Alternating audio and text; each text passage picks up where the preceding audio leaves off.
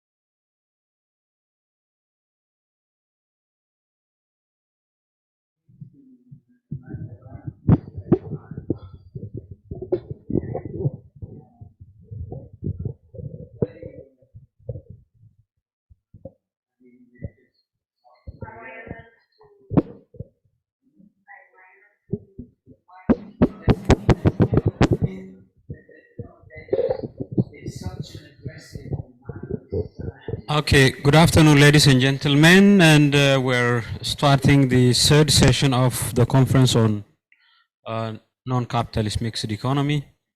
I would like to welcome all of you on behalf of the organizing committee and also on behalf of the partner organizations who made this conference possible. And in this session, we have three speakers. We have Zhun Xu, we have Zhaochang Peng, and Tamás and Linda together. And so our first speaker will be Zhun Xu, and I will introduce him, and he will be presenting his paper shortly. So now let me introduce the speakers. Zhun Xu is a teacher at John Jay College and Graduate Center, City University of New York. His recent book is From Commune to Capitalism, How China's Peasant Lost Collective Farming and Gained Urban Poverty. This will be followed by the Chinese rural mixed economy in the Marx capital and in ancient China. Zhaochang Peng has received his PhD from UMass Amherst and taught economics at Rollins College for 10 years. His current research project at Fudan University in China looks at the history of the human civilization and East-West relations from a Marxian point of view. Our third speakers, Tamás and Linda. Tamás Gerőcs is a political economist who is currently doing his PhD at the State University of New York. His research field of interest is semi-peripheral dependent development in the Eastern Europe and labor relations in automotive industry in Hungary. He is a research fellow at the Institute of the World Economics, Center of the Economic and Regional Studies. He graduated from the Corvinus University of Budapest in 2008 with the MA degree in International Relations. And Tamás is also a member of the Budapest-based Working Group for Public Sociology. His most recent publications are The Formation of New Poetry in the Multipolar World System. And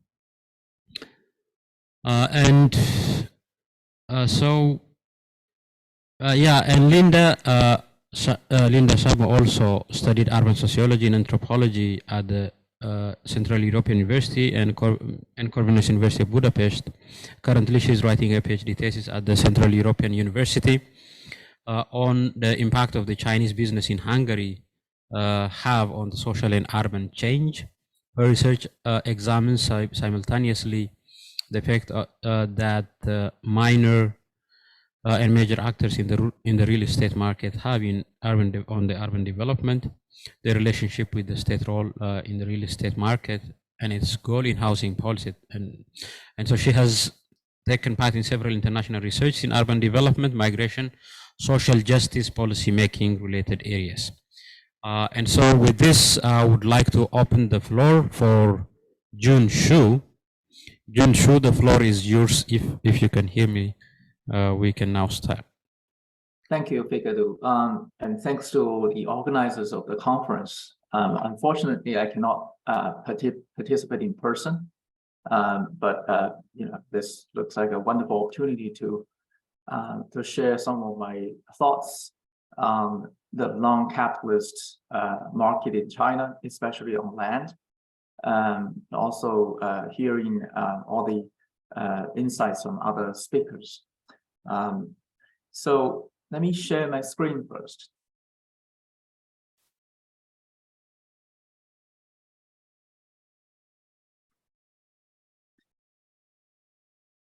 Okay, I assume you can see the shared screen by this moment.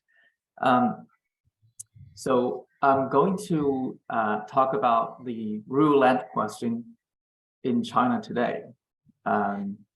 As you know, the Chinese Revolution is to a large extent a land revolution, and it features very thorough, massive land reform and revolution, accompanied by collectivization, communalization, etc. But for the contemporary Chinese political economy, what happened, or the origin of the current the Chinese model, started with the end of the People's Commune in the early 1980s. The rural collectives were dismantled by 1984. What replaced the People's Commune system for the rural collectives was the so-called the household responsibility system, what we say HRS.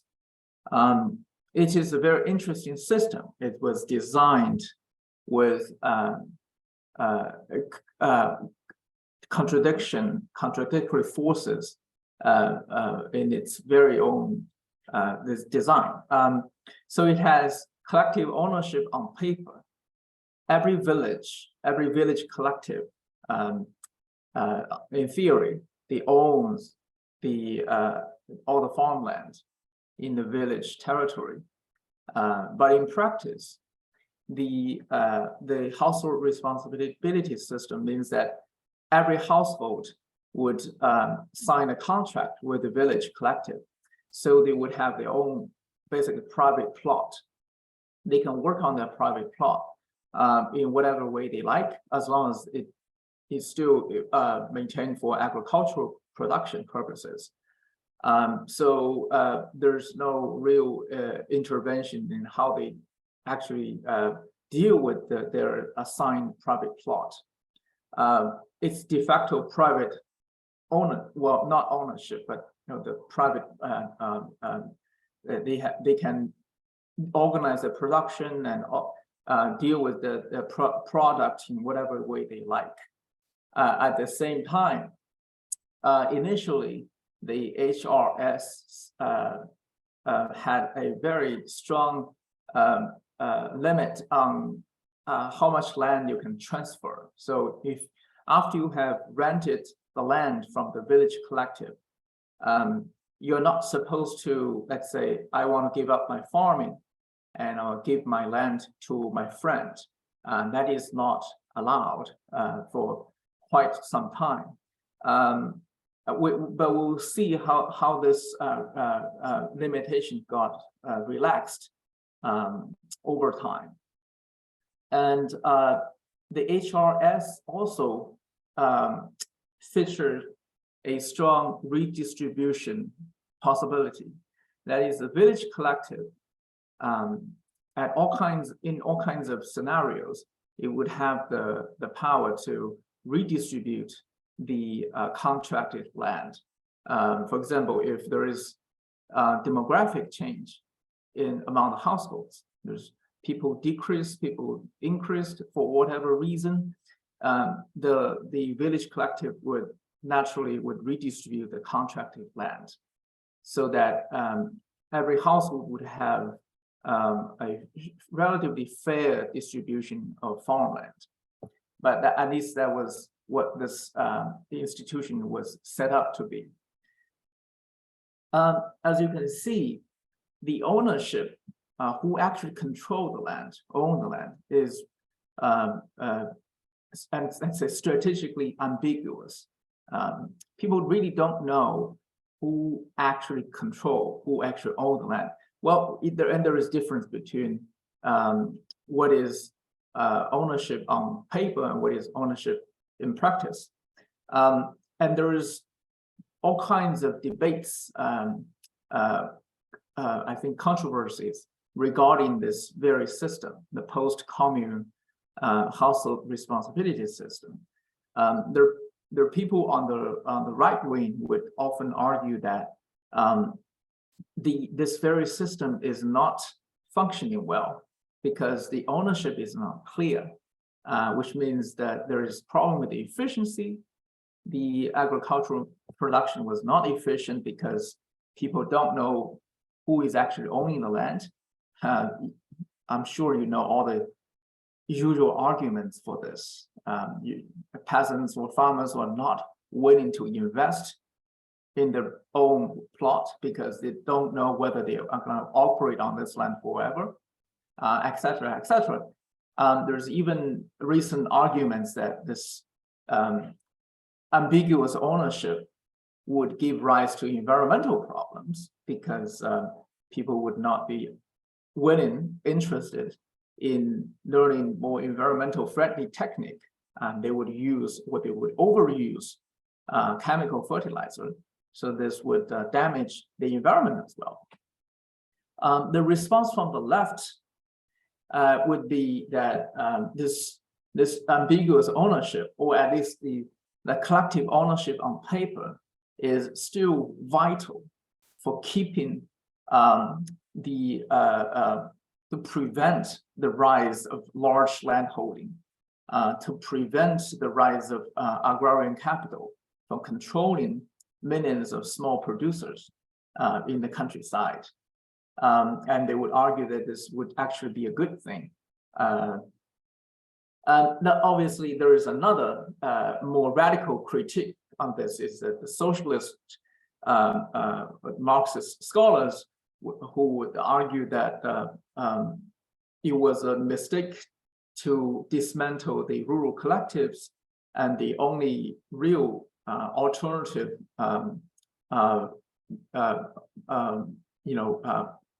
future for the Chinese countryside was to rebuild kind of a socialist rural collectives. And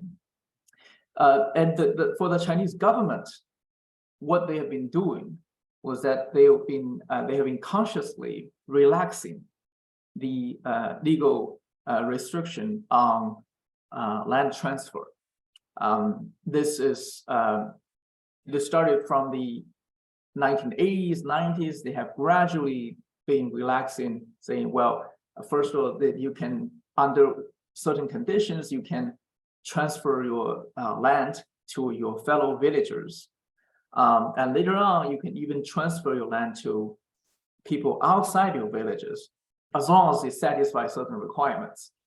At the same time, they also keep extending the contract of the land. Previously, or at the beginning, when the households, when they contracted the land from the village collective, normally the contract was for 15 years. And by the end of the 15 years, the central government said, well, let's extend it to 30 years.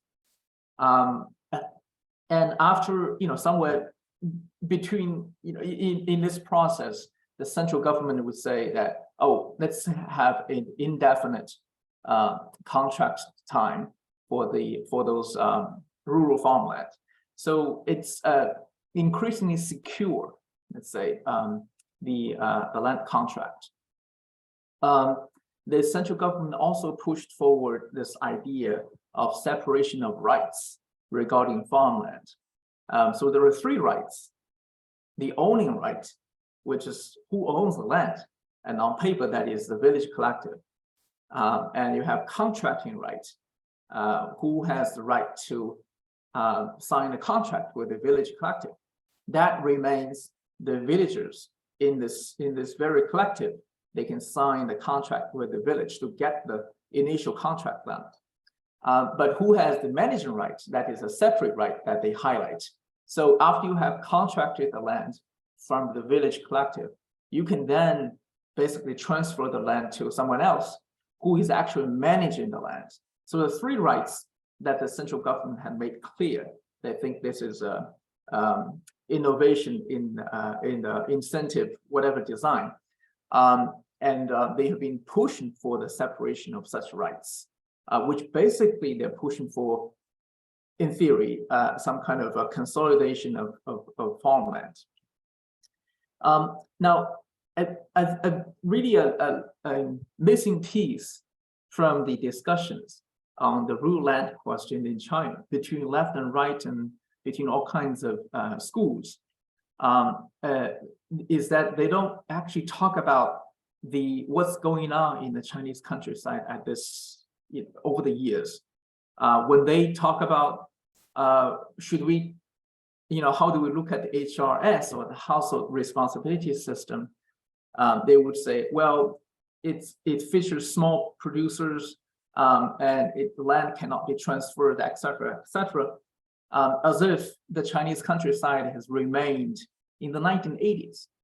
But the fact is that the actual land distribution in China has changed dramatically over time, which is, people don't really talk about that very much. According to the very most recent agriculture census, this is the second census in 2016, only 2% of the rural households are the so-called large-scale farmers. This is a technical term. It has different definitions. If you grow a single crop, for example, and if your farm land is over 100 mu or 6.67 hectares, you will be considered a large-scale farmer. But when the census published this information, the idea is that the Chinese agriculture, the Chinese countryside, is still predominantly a small producer driven model. But the problem is, according to the same census, this top two operators, the top two farmers in the countryside, they operate on 30% of arable land. So that is actually far from this imagined highly equal land distribution. So there are three ways in theory that how land can get consolidated, concentrated over time. The first way, according to the very design of HRS, is by recontracting land. So the village collective can, at its own disposal, can decide to sign a new contract with village members. They can, in theory, they can contract most of the land to a small number of people, and that would increase the land concentration. However, that is uncertain politically. I mean, how this would be very difficult to do, at least at this moment, because there are still many other villagers who have the legal right to sign a contract with the village. If they couldn't get land, there will be discontent for sure. And the second way is by securing land tenure. That's something that I briefly talk about. In the 1990s, a group of scholars and also policymakers have been making the case that the correct way of doing HRS, the household responsibility system, is to follow the so-called more people, no more land, fewer people, no less land. That approach, basically, by the initial design of HRS, if people have moved out of village, the village collective would have to reassign land to someone else, so that the people within the village would have relatively equal distribution of land. But however, that is obviously against the purpose of land consolidation. So these people argue that no matter how the demographics have changed in the village, it should remain the same. The initial land contract should remain the same, so that will provide secure land tenure, etc. From this way, I mean, this has been followed by most Chinese villages since the 1990s, after the central government gave a very clear instruction on this. This could also increase land concentration, but this is very slow. The third way of doing this is by land transfer. That is, when you separate the land owning rights, contract rights, and operating rights, and you can try to consolidate land just purely by transfer the land to someone else. That is concentration without formal privatization, and this could develop relatively fast. As we can see from the data, This is the share of land transfer in the total cultivated land between 2010 and 2017. As you can see, this is relatively recent, from below 15% of the total cultivated land, it rose to more than 35% by 2017. This is land transfer. So in other words, land transfer has increasingly become a reality in the Chinese countryside. I mean, previously, especially in the 80s and 90s, this was negligible, this ratio. But this is not the case in recent years. So who actually got this transferred lands? In a forthcoming paper in the Journal of Peasant Studies, I have analyzed some of the survey data, and among other factors, there are many things that can contribute to land transfer. But among other things, I do notice that the rural cadres who have political power in the village or in this rural areas in general, they would rent twice as much land as non-cadre farmers. So the political power is indeed a factor that affects how much land you would rent. And there seems to be a strong connection between your political status and the land you can rent. It's also interesting because the rural cadre is not always playing such a role. For example, if you look at the surveys by this, the same survey done in the 1980s, 1990s, even the early 2000s, the impact of cadre is actually different. So in those surveys in previous years, rural cadres, on average, they would rent less land than other non-cadre, typical farmers. So they're much less active in the land rental market. They only became very active in the 2013 survey, which is also when the land transfer, this whole thing became a pattern nationwide. So that is, I think, very interesting trend to notice. I also compiled this table, which shows the change in farmland distribution in China. The surveys that I were calculating started from 1988. So you can look at different waves, 1988, 1995, 2002, and 2013. Now, because by 2013, there is land transfer has become a thing. So there's a difference between the initial village contract land distribution and the actual operated land distribution after the land transfer. So what's interesting is that between 1988 and 1995, there is a clear trend of, you can say, declining in land concentration. Remember, 1984, that's when the communes were dissolved. You have millions of the small farms, household-based farms. But because the village collectives still have considerable power over land distribution and redistribution, they do redistribute, by the way, during those years. And what you can see is that there is actually a declining trend of land concentration between 1988 and 1995.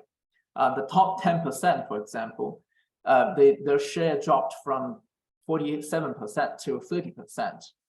If you look at the Gini coefficient of in terms of land size, in 1988, the Gini coefficient of land holding was 0.54 or 54%, and it decreased to 40% by 1995. And starting with this institutional adjustment within the HRS and with this strong push for more secure land tenure, etc., you started to see a clear rising trend of land concentrations from the 1990s. So by 2013, the Gini coefficient in terms of land size has increased to 54%, which is the same in 1988, but this is a clear increase from the 40% level back in 1995. And if you look at the land transfer, which is the operated land, the last column is 56%. So the land transfer itself adds to another, a little 2 percentage points in this Gini coefficient. And what's different between 1980s and 2013 is that if you consider the value of the land, because of the market economy has developed so fast, if you consider the value of the land and the distribution of those, in 1988, the value of land, the Gini coefficient of land value was actually very, very equal, with 31%. That's actually much lower than the physical size of the land, which means that when the village redistribute the land, it has the consideration of which land is better, which land is not that good, and they would balance each other out in the decision of land distribution. But that's not the case in 2013. If you look at the Gini coefficient of land value in 2013, it has increased to 66%, which is a huge rise from the level in 1980s. On the first column has a comparison. That is that's the number from 1935. This is pre-land revolution value done by the nationalist government at the time. The Gini coefficient in terms of land size is 72%, which was very high. But if we consider the trend between 1995 and 2013, it wouldn't take that much long for the Chinese actual farmland distribution to re-reach the level that it had been in 1930s. So there's very briefly some thoughts about this numbers and this trends. That there's left-right debates and all kinds of discussions about the Chinese model, about the Chinese because the rural economy was long considered to be a good example of a mixed economy. It's not fully privatized, still keeping a strong element of collective control, etc., etc. But we have to base such analysis on actual trend, actual data, which is that in reality, the Chinese countryside has been going through such dramatic changes in recent decades that is not enough to talk about what was initially designed in the 1980s. The second point I want to mention is that the land question, although in China and in many academic discussions, such questions, people would say, well, those are long resolved. We don't have to worry about this much. But that is not the case. Who actually has the right to rural land? How would the HRS further evolve? How does the HRS would respond to more desire, more demand to for land farming? That remains an issue, especially when the Chinese macroeconomy, industrial economy, is clearly slowing down in the last 5-6 years. And I would say an increasing portion of population would have, potentially they would move back to the countryside. They would have the claim on the land. In theory, they would have the rights to own, or not to own, but to farm on. And this would run into conflict with the existing, the trend of land concentration. And that would create potentially more conflicts in the Chinese countryside, and that would pose more questions for this non-capitalist institution, which has an internal, let's say, tendency of evolving into a more typical capitalist, agrarian capital-controlled countryside. So I'll stop here, and thank you all very much.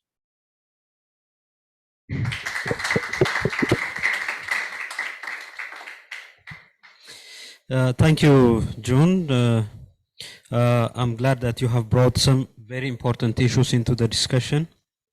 One of the things, important issues that you mentioned was the environmental impact with regard to the HRS. I'm also happy that you have brought this. Okay, so yeah, but at the same time, I have to maintain some distance because it disturbs the interpreter. So that's why. Can you hear me now? Well, okay, cool. So the other important thing is that the tenure security that you have brought into the discussion, and I'm sure that there will be lots of questions about this, and also the changing role of the cadre and the cadre factor that you have mentioned in the paper, and also issues relating to inequality with regard to land distribution, both in terms of size and inequality in terms of value of land distribution. So with this, we will have time to go back to the questions and discussions later on at the end of the session, but for now, I will invite Professor Zhaochang Peng to come to our screen and present his paper. Zhaochang. Okay, yes, I'm here. Cool. Can you see me? Cool. Yes. Cool. Okay, thank you very much. Thank you, the organizers of the conference, to invite me to share my current study with other scholars. Now let me share my PowerPoint slides.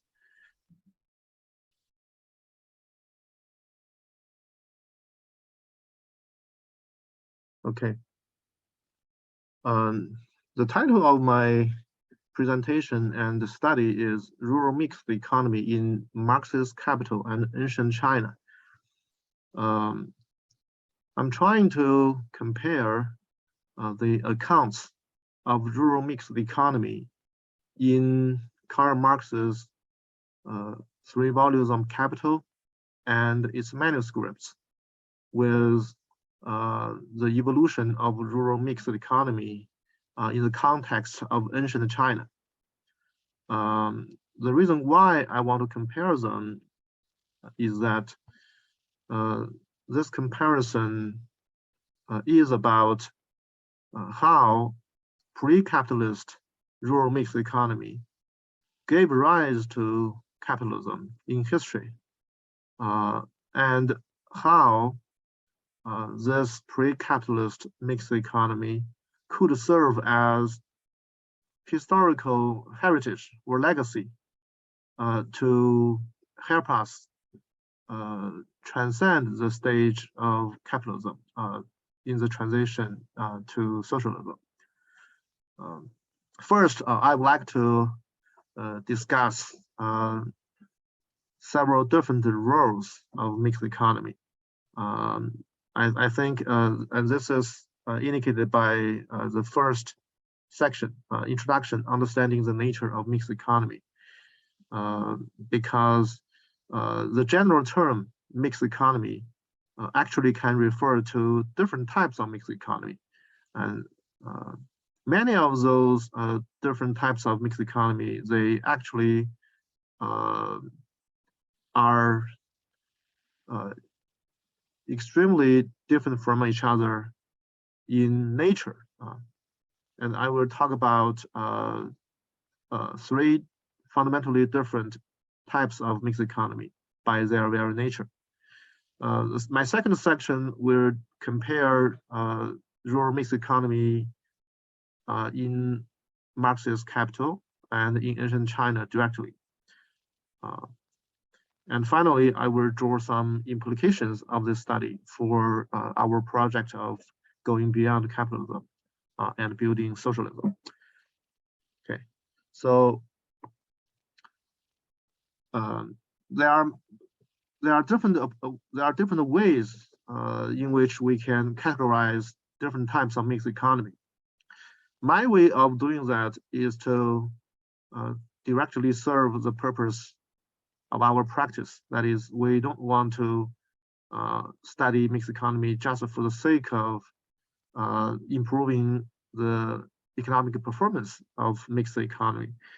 We'd like to bear in mind that we would like to transcend the stage of capitalism and build an alternative future called socialism. So for this special purpose, I would like to categorize different types of mixed economy based on their roles in the history of human civilization. And it is pretty straightforward, as you can see in the slide. It is very straightforward to categorize mixed economy into three types: pre-capitalist, capitalist, and socialist. The pre-capitalist mixed economy, they existed before the rise of capitalism in the West. Of course, before capitalism emerged in the Western civilization, there were mixed economies both in the Western context and in the Oriental context. For example, China. The term pre-capitalist actually doesn't mean that those mixed economies would eventually evolve into a capitalist economy. It just indicated the time in which they existed. They just were there before capitalism emerged. And this is important because in the second section, I will compare mixed economies in the West and in the East. And I will explain why in the West, pre-capitalist mixed economies, they served as a prelude or they paved the foundations, conditions for the rise of capitalism. Where in China, in ancient China, rural mixed economies, pre-capitalist mixed economies, they stayed pre-capitalist and they would never have any potential of introducing capitalism. The second type of mixed economy is capitalist mixed economy. As we know, if we can consider a pure form of capitalist economy, then it would not be a mixed one. However, in the historical reality of evolution of capitalism, in order to maintain the political stability and resist anti-capitalist forces, it was sometimes essential for public sector, for publicly owned enterprises to be in existence to temporarily solve some of the internal contradictions of capitalist private economy. So particularly after the Second World War was over, the mixed economy of capitalism was the dominant form in advanced capitalist countries. Of course, we all know that after the end of 1970s, the mixed economy of capitalism was no longer the dominant form. And the third type of mixed economy, I call it socialist, but it doesn't refer to the pure socialist economy envisaged by Karl Marx and Friedrich Engels. Here, socialism economy basically refers to what we can call the actually existing socialist economies. And that is, the socialism economy is a kind of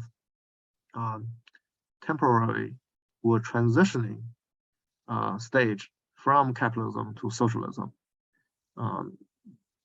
But it is very important for us to distinguish this particular form of mixed economy from the capitalist mixed economy, because the socialist mixed economy is clearly involved in the stage of capitalism transitioning to socialism. Okay, so this is a very brief introductory part of my presentation today, and in the next section, I will discuss the more substantial comparison between mixed economy in the Western context, particularly described by Karl Marx's Revolution of the Capital and its 1857 to 1858 manuscript. That is on the one hand. On the other hand, there was the actual historical evolution of mixed economy in ancient China. Okay. Just now, I already briefly mentioned that there were two different subtypes of pre-capitalism economy. Pre-capitalist mixed economy in the West, they eventually paved the road for the rise of capitalism. But in China, pre-capitalist mixed economy took a very different path. They basically helped ancient Chinese dynasties to present themselves in a cycle of rise and fall, repeated cycles of rise and fall. So within each dynasty, some of them were as long as 200 to 300 years. Within each ancient dynasty of Chinese history, the mixed economy stayed the same. There were some public ownership of land in rural China, but there were also private owned land. Of course, the privately owned land in ancient China was not distributed evenly. There were some big landlords or landowners who occupied or owned large tracts of land, and they were able to subcontract some of their own land to small peasants. So this was what we call the feudal stage of Chinese history. But the feudal must be in quotation marks, because that feudalism in China was fundamentally different from the politically fragmented feudalism in Western Europe. Okay, so let's talk about the two different paths of the evolution of pre-capitalist mixed economy as described in Marx's Capital and in the actual history of ancient China. Marx, in his Revolution of Capital and 1857 to 58 manuscript, talked about several different modes of production or several different types of rural communes. He talked about, for example, the classical ancient Greece and Rome's mode of production, or what we can call the antiquity rural communes. And then he talked about the Germanic rural communes, because the Germanic tribes, they invaded ancient Rome and buried the dominating slavery mode of production in antiquity.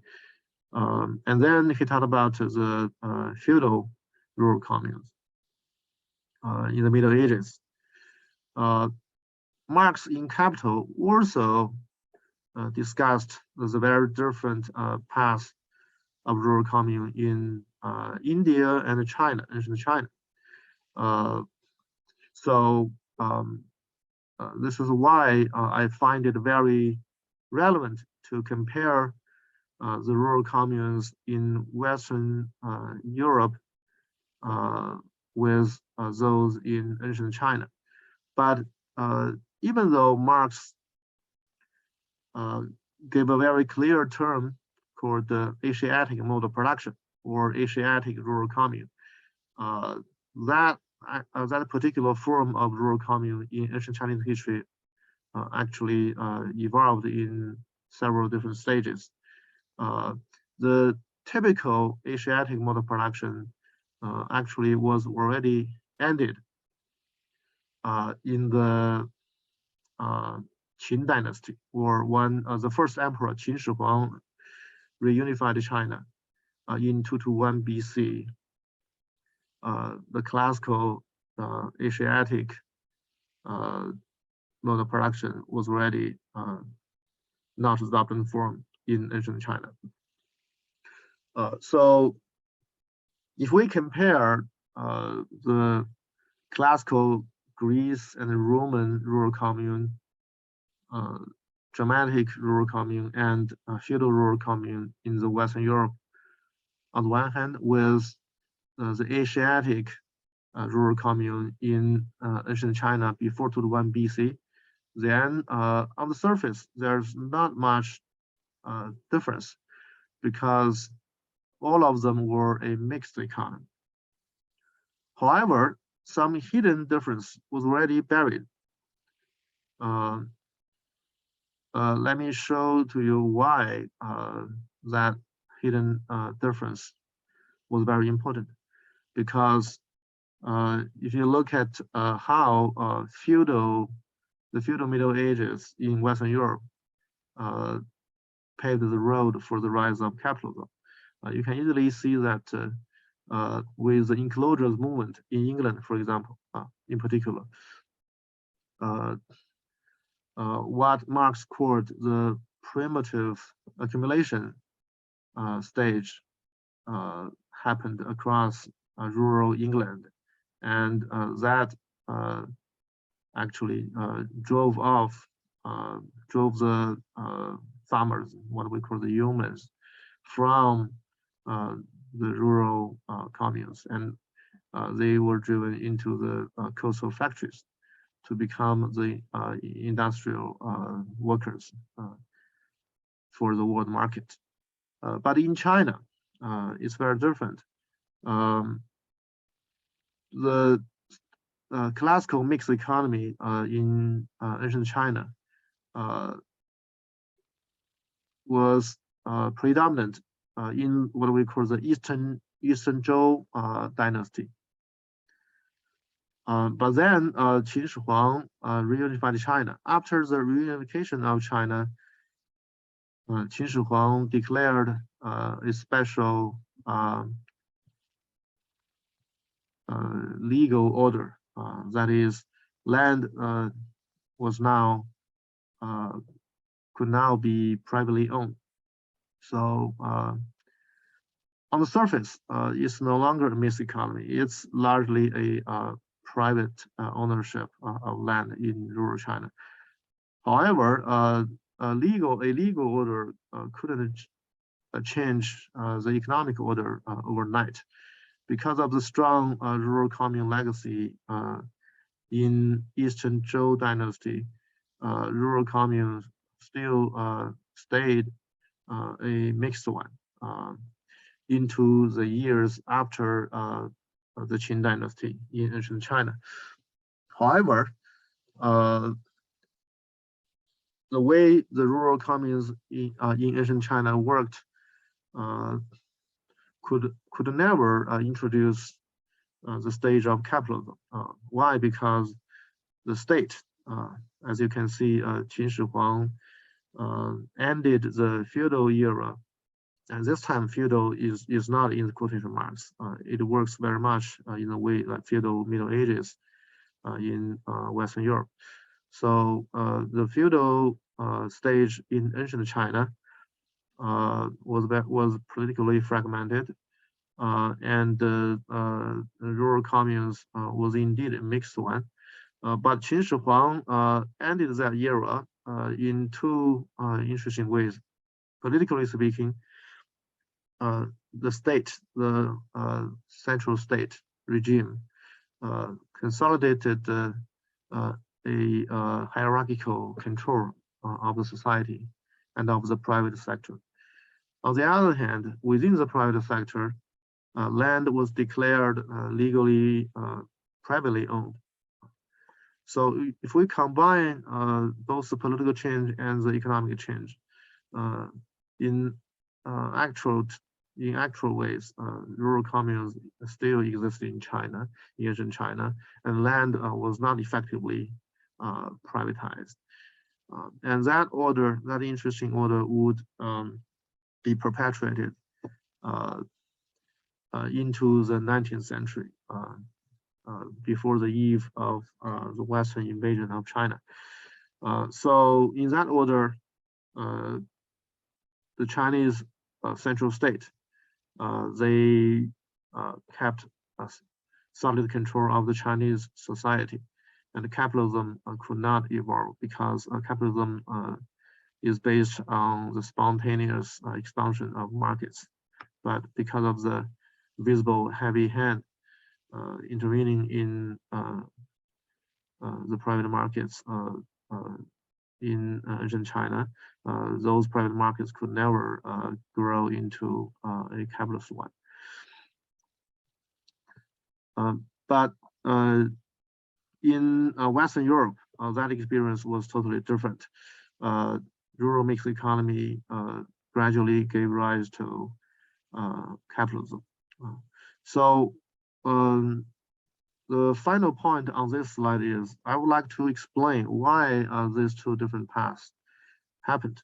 What was the root cause? Just now, I already shared my view that the direct cause was that Chinese state was too strong for the private market forces to resist. So the private market forces was never able to expand themselves into capitalist mode of production. But why? What caused this? If we can ask a deeper question, what caused this? I would like to attribute the root cause to a more distant past. That is the arrival of human civilization in the West and in the East. In the East, we know that what we call the Iron Age, that is the wide adoption of iron tools as farming tool, came pretty late in the Eastern context. But basically, just a few hundred years before Qin Shi Huang unified China. However, you have 5 minutes. Okay, no problem. However, the Zhaochang, can I interrupt you to kindly remind you that you are left with 5 more minutes, please? Yes, please. I already got that. Okay. And this is a substantial section, so I only have one slide left. However, in the so there are two landmarks for the arrival of civilization. One was the adoption of iron tool for farming. The other was the arrival of the state. The arrival of state happened almost 1,500 years ago, before the Iron Age was adopted as a farming tool in China. So before the Iron Age farming tool could quickly expand the Chinese rural productive forces to help introduce strong autonomous market forces, the Chinese state already took shape many hundred years ago. So the Chinese state, that's why the Chinese state was so strong as to prevent the possible rise of capitalism many years later. Okay. But in the West, the situation was very different, and we are all familiar with that, so I will not go into the details. So what are the implications of this study? First, because I emphasize that the study is to serve the purpose of going beyond capitalism. Even though those pre-capitalist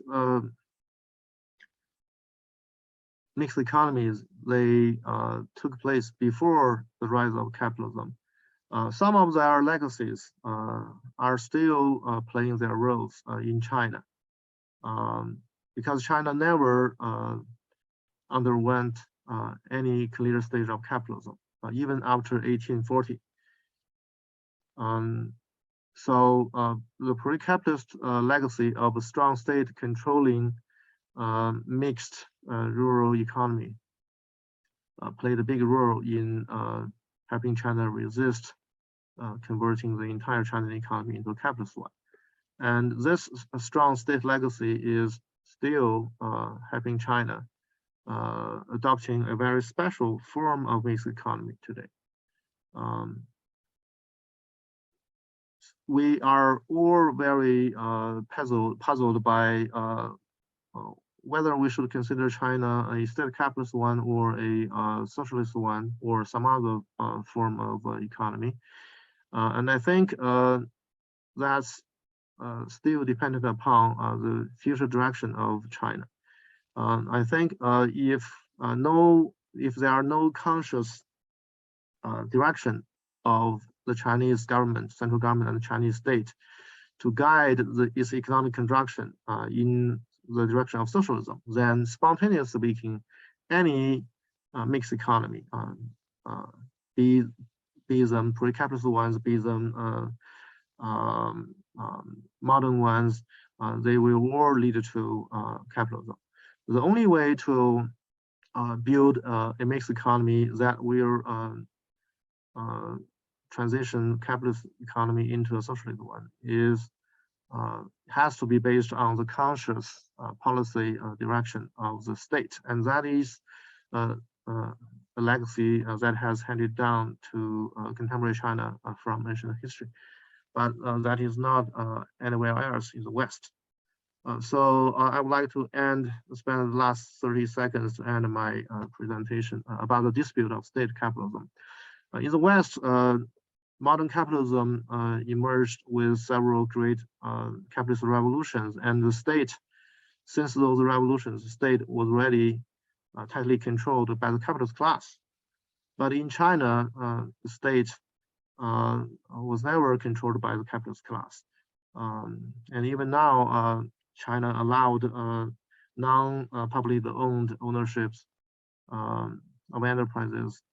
The state can change it back into a public ownership. And so this just shows that the conclusion or the name, the title of state capitalism to describe the Chinese contemporary economic system, it is just based on the image of the Western European context.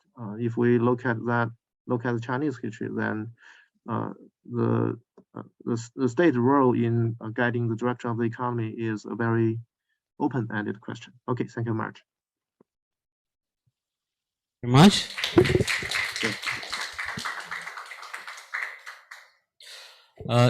Thank you, Zhaochang, for the nice presentation, and especially the well-articulated conceptualization of the nature of mixed economy into these three different categories: the pre-capitalist, the capitalist, and the socialist mixed economies, and also for the comparison that you have tried to make with the of the Eastern, but also the historical evolution within China before and after the reunification of China, and different roles within the different dynasties that ruled China over a period of history. Also in terms of trying to address the root causes for the development path of the mixed economy in the Eastern world.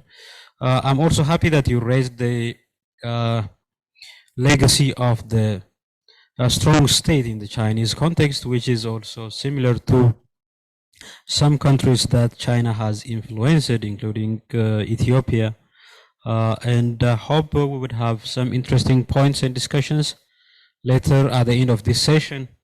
But for now, I will invite Linda and Tamás. Tamás, are you here? here. Just a second. My camera will. Okay.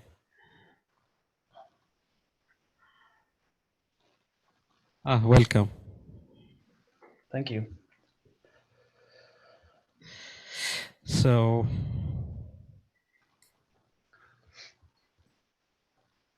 Linda is here, and it's okay.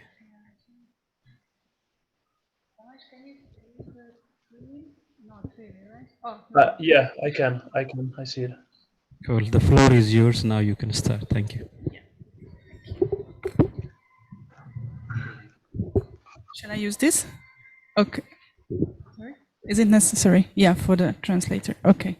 Can you hear me like this? No? And like this?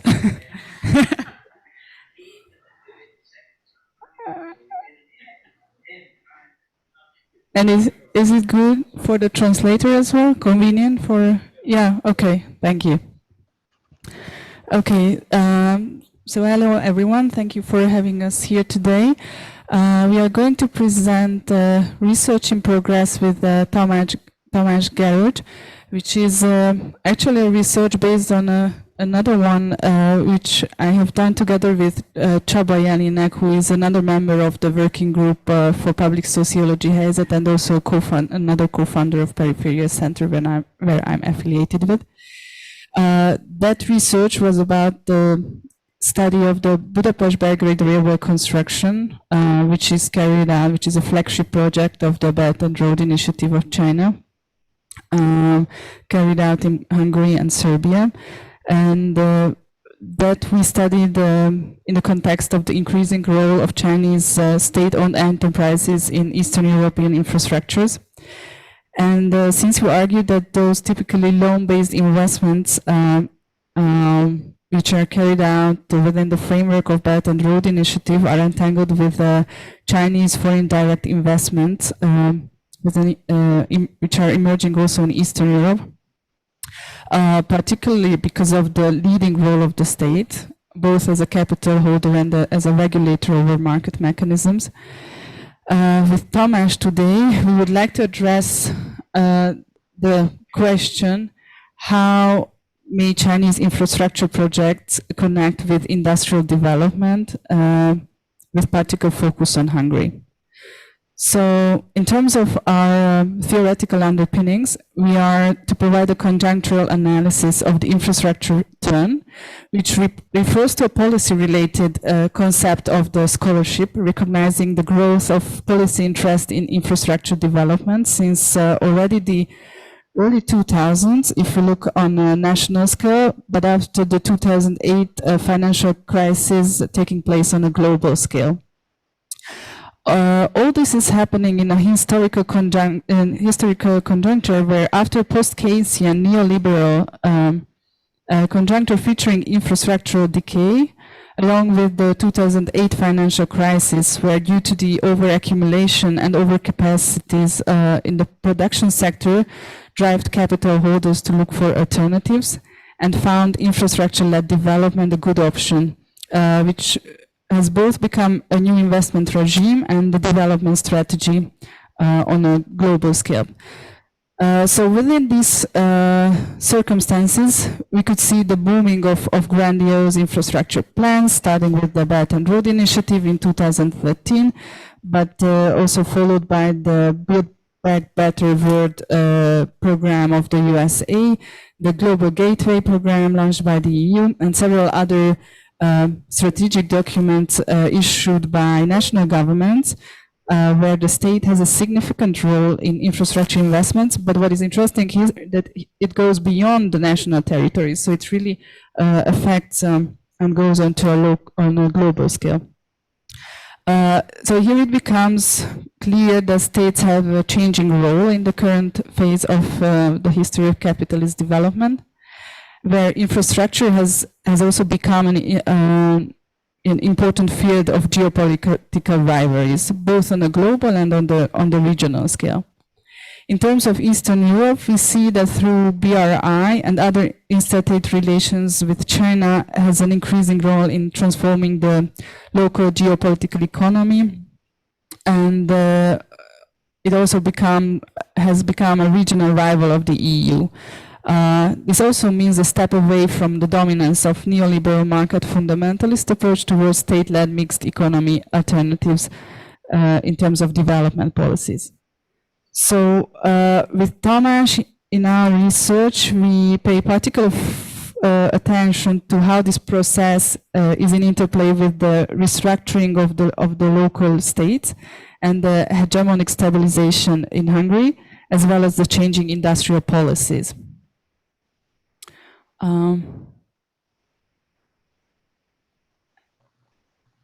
Right. In this process,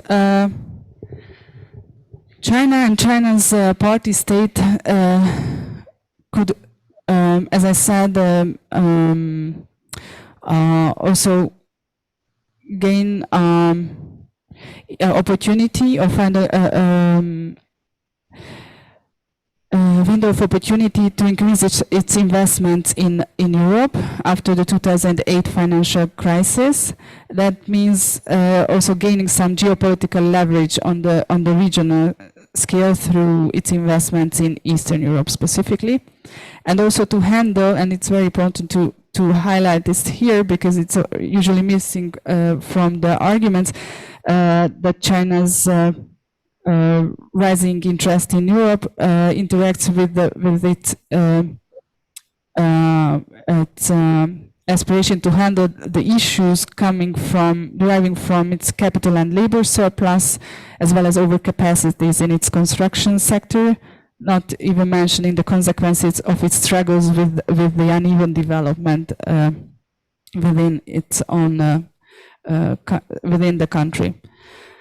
So turning to the case of the Budapest-Belgrade construction, which is a flagship project of the BRI, but also of the 17+1 regional platform and of some national infrastructure developments, especially in case of Serbia. This railroad section of the European 10 railway line runs between two capital cities. And it's said to be a way to speed up the transportation of goods from Port Piraeus to Germany, including Duisburg and Hamburg. It has never really been a relevant in case of Hungary to develop this line for either the transportation of goods or of people. Still, state representatives decided to take a huge loan for its reconstructions, even though they could have also had it done through EU funding, EU grants. In case of Serbia, it's more understandable why the reconstructions of this line may be worth doing due to the limited access of the Serbian state to EU funds and the infrastructure deficiencies the country has since the Western Balkan Wars. But in case of Serbia, we also see that this dependency of external financing, I'm going back to the previous slide, doesn't stop by China. So this so-called flagship project is also financed through Russian loans coming from Russian state banks. So while all these differences between Hungary and Serbia provide also different opportunities for local state actors to take part in the project and in this sense to practice their agency differently. And for instance, in case of Hungary, from this table, if you see, probably not very well, I'm sorry.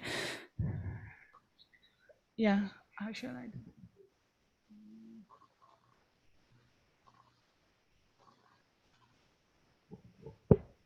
Better? Yeah, so maybe better. So in case of Hungary, it's only in case of Hungary where Hungarian companies are taking part in the construction, which would actually wouldn't normally happen in such kind of Chinese projects. if it's not carried out in an EU member country. Also, I don't know which is better. So investment risks are shared by the Chinese state-owned enterprises besides the Hungarian state-owned enterprises. That is also counts quite unique. That means Hungarian government has better leverage even against Chinese than Serbia because of EU membership. Okay. In our research, we were arguing that the BBRC, Belt and Road, the Budapest-Belgrade Railway construction is an assemblage project, meaning that, and this will also respond to the question why it could be worth doing for the local state, even in case of Hungary, is because it's on the one hand, it's because infrastructure developments always have a spin-off effect, meaning they are rarely about the actual rates of the return of investment, and more about the possibilities to cross-subsidize investments as well as certain political projects. In this case, the political project is that the ruling elites has aspiration to become the beneficiaries of national capital accumulation, while the development goals are to stimulate growth in other sectors as well. And from this list, which I'm not going to go in detail into, you see that in case of BBRC, what other sectors are affected by this seemingly non-lucrative, though state-led investment, state-controlled. And here I would give the floor to Tamás to see how all these infrastructural investments in a broader context can relate or connect with FDIs. Okay, thank you very much. Can you hear me well? So let me just continue this thread with a little more elaborated aspects in relation to Chinese funding and investments in Central Eastern Europe, particularly in Hungary, that Linda has begun. As she's already mentioned, we are using a geopolitical framework, understanding these larger global forces and changes that affect states and various other actors in the local economies. As for the BRI, which is a multilateral interstate loan agreement from the point of view of financing, you'll see a short breakdown of how concentrated these loans really are with respect to the regional developmental schemes. So generally speaking, we can talk about geographical concentrations in the CE region. It's largely due to the fact that the Budapest-Belgrade, in fact, the Piraeus Greek harbor is the other end of the railway line, is the major ongoing project that affects those countries that are engaged in this project, particularly Russia and Hungary, as well as the concentration in a sectoral breakdown. It's largely targeting energy and transport. Next slide, please. This is again an overview of how these various funding schemes attached to the BRI have a somewhat diverse or uneven effect on the region or on the various countries in the region, depending on their particular form of integration into the I may call transatlantic and Euro-Asian geopolitical institutional environment. So you'll see differences comparing Eastern member states of the EU to Southeastern European countries.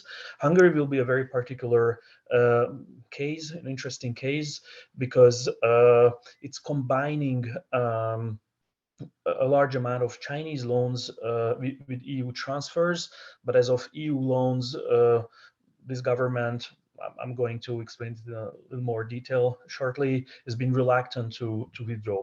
Although I must confess, these particular two slides and this BRI related funding empiria is still needs to be updated. So we scrutinized the 2013 to 2017 period. So if we actually update it with the post-COVID data, which we are yet to do, the picture might slightly change with nuances.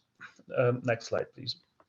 So from this geopolitical or macro perspective, we also want to drive our attention a little bit to a more micro level, to the level of corporations, because when we want to understand and analyze the effects of these various funding schemes, these are not only BRI related or directly related, and not only multilateral interstate agreements, but also foreign direct investment plays an increasing role. It's actually becoming very important. So of course the question from that perspective, and I hope I'll have time and space to link it back to the BRI, what do Chinese companies really seek to obtain in Central Eastern Europe in particular, but as well in the broader transatlantic sphere?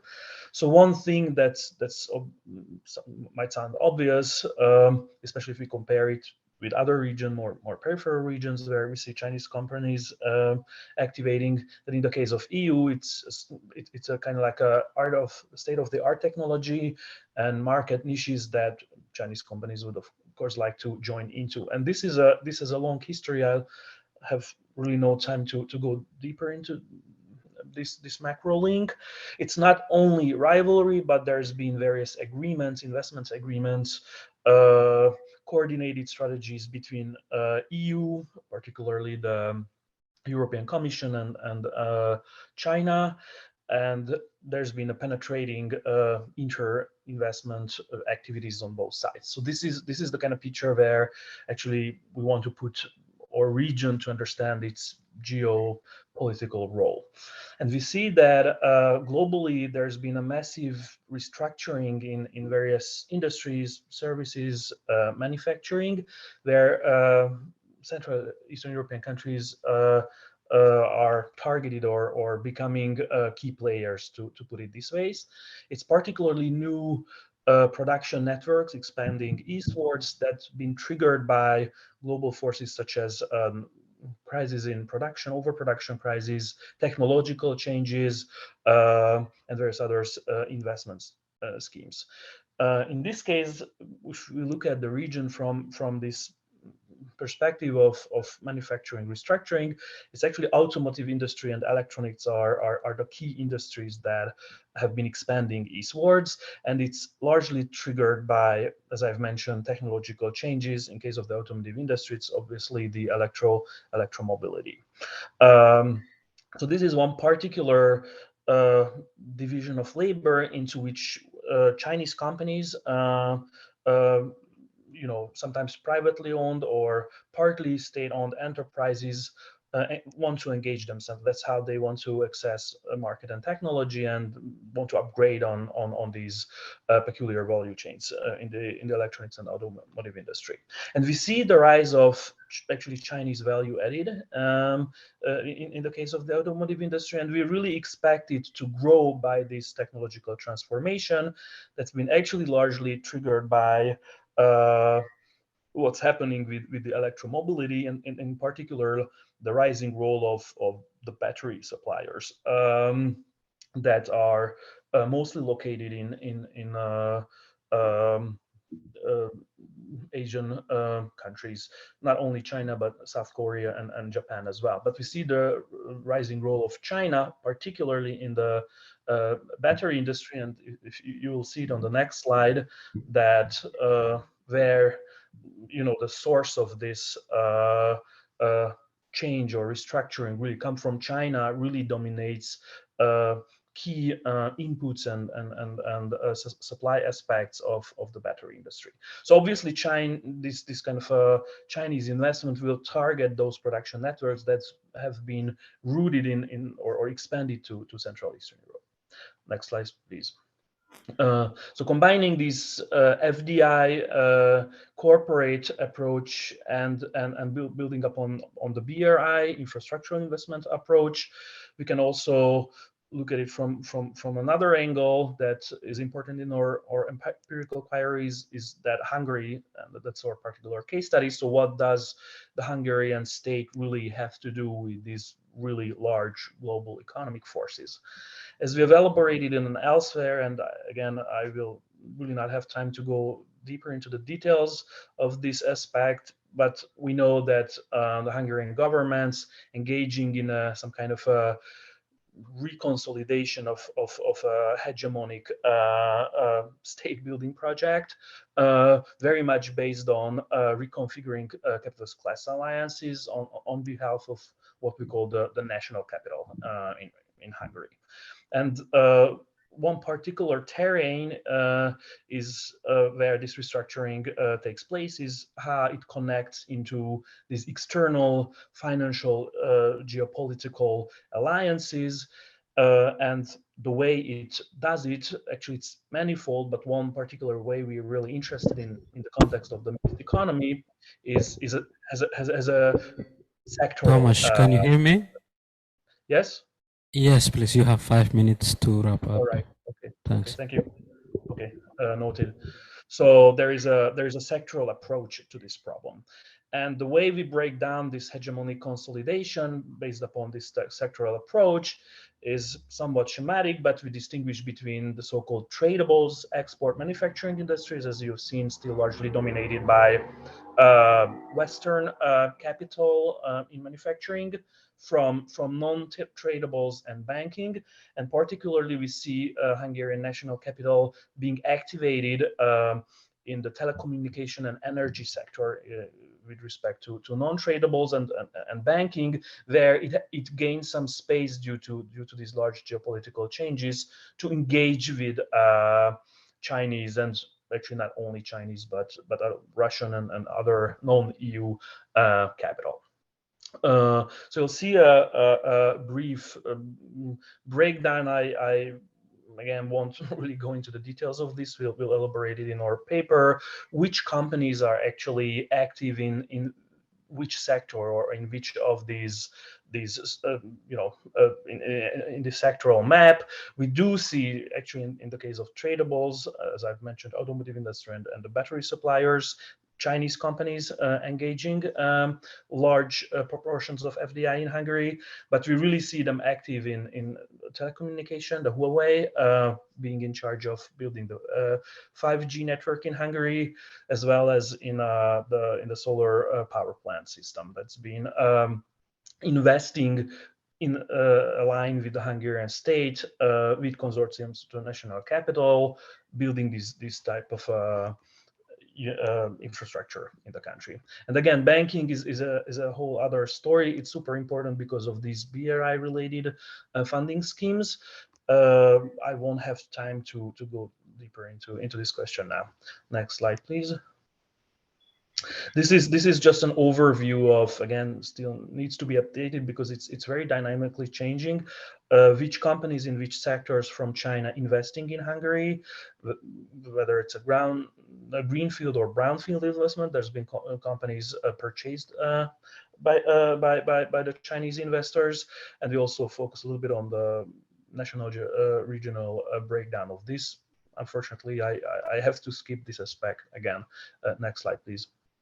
So this is an interesting overview of this question, because if you engage yourself with these debates, in particular in Hungary, what's the role of Chinese investments, FDI investments in Hungary or in other countries in the region, there's this aspect of it's actually still very minuscule compared to the total FDI coming into this country. It's actually rising, but it's not super dominant if you compare it with, let's say, German investments, just based on a financial accounting standpoint. And that is true, but what we really wanted to highlight and pointing to this mixed economy industrial approach in our presentation, that it's not really a question of financing only per se, but it has this geopolitical as well as local political aspects in terms of the kind of reconsolidation of the local hegemonic system based on the kind of national bourgeois realigning in the geopolitical space. So from that point of view, and that's going to be actually the final remarks, the next slide, we want to put these really various aspects from, you know, multilateral BRI scheme building large-scale regional infrastructural projects, how it's actually really linked to FDI and this kind of Chinese companies' strategy to engage in the EU and using Central Eastern Europe as a entry point or a gate of entrance in this larger market, how these things actually go together and reinforce one another, and how it really is triggered by these various global forces, really economic forces that you see in manufacturing and crisis-prone restructuring in the manufacturing. Is again from the point of view of the state, the local state. In the case of Hungary, it's very much embedded in this effort of, you know, a kind of like a hegemonic stabilization and reconnecting national capital to the, you know, transnational capitalist. So as Linda mentioned, this is in a way very much, we can confess, an in progress paper, and there's a lot of pieces we want to, you know, puzzle together. But maybe the final concluding, you know, message or lesson we might want to take home is that this large-scale restructuring triggered by these geopolitical and economic forces translate into this hegemonic building in a way that it creates this mixed economic industrial policy setup, very much cherry picking the kind of sectoral niches where national capital can capitalize on these changes. Thank you very much. I know it was a little bit of a shortened sum up for our discussion, but we are really looking forward to your comments and hope we can elaborate these aspects a little more if you have time for that. Thank you very much. Thank you very much, Tamás and Linda.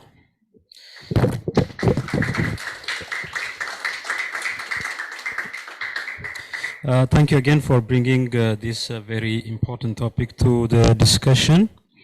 And the Chinese transnational investment has been particularly very much high and significant, particularly after the so-called Go Global policy of 2002, in which the Chinese companies have to go out of China and you know, engage, and that is with the heavy support of the state, and therefore the changing role of the state in the transnational context was very evident, in which Chinese government was heavily involved.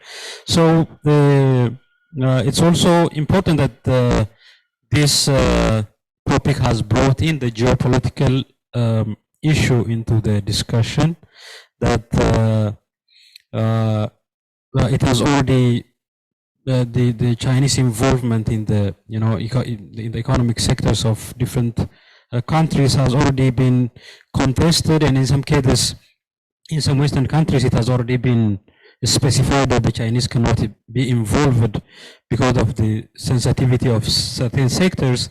For example, in sectors like telecom or the medical sector, or like health-related investments are prohibited in some countries. And it's also interesting that this is growing high in the Eastern Europe. And with this, let me just try to give floor to the participants. And if you have questions to the first two presentations and also to this one. Okay, please. Okay, 1, 2. Thank you. Can you hear this? Okay. I think the big question faced by China and some other Asian exporters is, can they develop their home market fast enough before it gets disrupted by war. And I just want to say that in 1840, de Tocqueville ended his democracy in America and by saying that the future of humanity lies with America and Russia. And from the 1880s to the First World War, the three fastest growing economies in the world were America, Germany, and Russia. And the fastest of them was Russia, which between the 1880s and the First World War grew at 10% a year on average, which in other words, it was the China of its day. And it was not a peasant society that Stalin got hold of. It was one of the fastest growing industrial capitalist economies in the world. Now, in that period, the leaders of the Social Democrats, which were in Germany and Russia, Kautsky and Lenin, had a huge argument on the agrarian question because Kautsky argued that Marxism had underestimated the continuing significance of small farmers. And he wrote the agrarian question to argue that a Marxist party must not concentrate exclusively on the industrial proletariat, but because, I mean, places like Bavaria, which was very rich, were largely, and even Europe for a long time, small farmers remained a very significant part of the population and the economy. So when, and they both wrote their big book, The Agrarian Question, and Lenin's was, they both wrote their big book around 1900. Lenin's was called The Development of Capitalism in Russia. Now at that time, it appeared that the Russian economy was driven by oil in Baku and Siberian mineral extraction exports. In other words, had the leading publicity. But Lenin wrote what I think is the best book on capitalist development ever written, to argue that this was secondary to the development of industrial capitalism in the core regions around Moscow and St. Petersburg. He wrote a 700-word page book, and his book, the subtitle of his book was The Formation of a Home Market for Large-Scale Industry. He has a 150 pages chapter on the peasants and argued that even though the peasants were, many of them were still in the country, they were being radically proletarianized by the development of capitalism in the core regions of the Russian economy. Now, the First World War was essentially a European war, but it disrupted on a global scale severely transport, trade, and communications. And so from the 1920s, all the world's economies, with the exception of America, focused on national self-sufficiency. And even after the Second World War, America and Europe concentrated on used most of their taxes to develop food self-sufficiency and armaments, because these were the crucial factors that determined the outcome of the Second World War.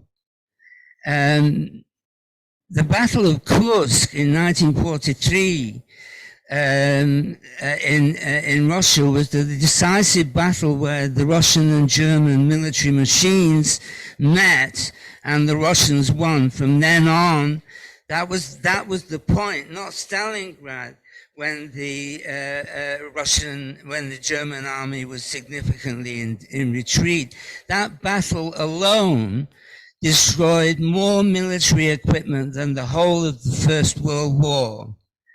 And that meant, you know, that the industrial development that Stalin had to work with was possible. It was not based, it was based largely on what happened before the Bolshevik Revolution rather than after it. So now China desperately needs to become less dependent on export of capital and commodities, because any global conflict would make it tremendously vulnerable, because at the moment it relies on exports and imports a very large amount of its food, energy and minerals. That would be disrupted in the event of any serious escalation of global conflict. But the agrarian question is very important still today, and I learned a great deal from I would like to see, though, the question in public discussion move to the higher level of global balance and the effects of war on existing trade and finance. Thank you very much, Kate. Yes, my question would go to all the three presentations. It's actually a connection between what we learned about the particularities of capitalism in China compared to Western countries. And my question is that if China acts differently when it enters into the global market than when Western capitalist logic acts, actually. So to link this internal and external view on Chinese capitalism. And in addition, well, this is obviously a more general question. The coexistence of state-owned and privately owned companies makes an economy mixed or not, or where the mixed economy actually starts, or what's that about in your views? Can I ask? Okay. One more question, because we are running out of time, or maybe just two. Quickly, the one for the first presentation. I think that was a very important topic and a very important issue. And one of the things what you explained was that how the differentiation of rights were going on. Wasn't it the case that in the beginning, the redistribution system was not specified enough? So I was a little bit lost in the beginning in that. And then related to this, a comparative question, because historically we have such redistributive systems within the community, most importantly the Russian one, which was also studied by Chayanov himself, which was based on, you know, family size. So family size was the key thing to go with the redistribution of the land and reallocation of resources within the village community. So how would it come in terms of historical comparisons? Because I think that's very important. And then of course, in the end, once again, I would like to ask what kind of a future prospects we can see that.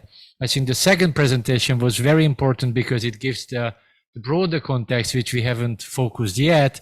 So I'm just commenting that we need to go into this more to this comparative, historical comparative frameworks as well, which are missing.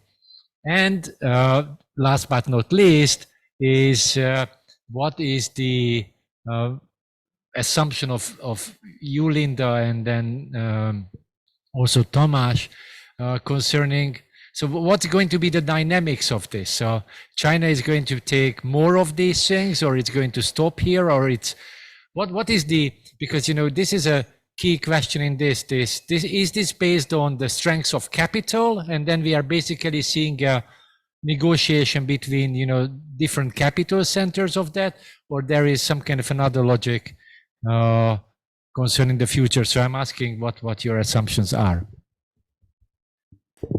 Thank you, Attila. Yes. Very short question to the first presentation. I think that this period, which was described in the lecture, that was some 40 or 50 years long, and there were, I suppose, there were much population dynamics going on during this period. So I would like to ask whether these, I would say, population politics has a role in regulating the land use things, because I think this is also the period when millions of people or hundreds of millions were moved to the cities, so major urbanization and industrialization. So it must have some must be some connection between these issues. Any other? No? Maybe one more question from my side also, the follow-up question to Attila on the Chinese infrastructure to Eastern Europe. Attila has asked the assumption, but I will be asking on the implication. So what is the implication, particularly from the mixed economy point of view? Did you have, for example, the chance to look at the implication of increasing Chinese coming into the Eastern Europe in the context of the dynamics of ownership, the dynamics of labor, because there are already lots of studies coming up with the changing patterns with regard to ownership. Most of the Chinese companies are coming in as in the form of merger and acquisition, taking over the local capital, which makes it easy for investment. And also this has another issue of discussion, given the sensitivity of the topic, also on the employment, the labor condition, both in the context of the shortage of labor that we have in most European countries, but also at the same time, increasing level of unemployment. How did you have the chance to see these things, or how do you plan to consider if you're interested? Thank you. Responses. Okay, so I start. Okay, thank you for the questions. Maybe I try to combine several of the questions because of the lack of time about the internal and external views on capitalism and posed, and also related to what Professor Hart said about the labor, how China's economic is restructuring and turning from a labor-intensive export-led country to a capital-intensive investment-led country. And so when we talk about China's integration to global capitalism, starting from the late 1970s, we saw a kind of capitalization of the state on actually capitalization of the economy in general, and also the emergence of private companies within the country, which, as you also mentioned, that with the Go Global policy that was launched already before the BRI, drove or encouraged the private companies to go abroad. So in that sense, ownership of the capital was more about the privately owned. So those were privately owned companies which came first to Europe, and this has changed with the policy of the BRI, where actually the state-owned enterprises became the main drivers of this kind of outgoing of or export of Chinese capital, and it's very much related to that kind of crisis management which we talked about, that the Chinese party state has to deal with since the 2008 financial crisis. So we can see kind of re-strengthening of state ownership in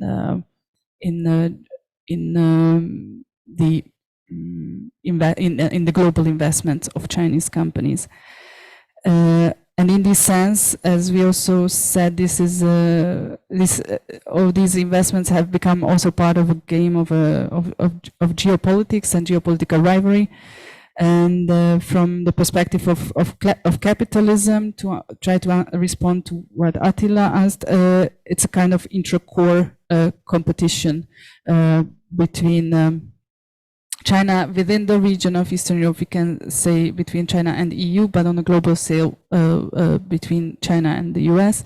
But we need to look at other global regions, of course, like what's going on in the Southeast Asian region, where there's that kind of global intra-core competition is present between US and China, but also between Japan and China.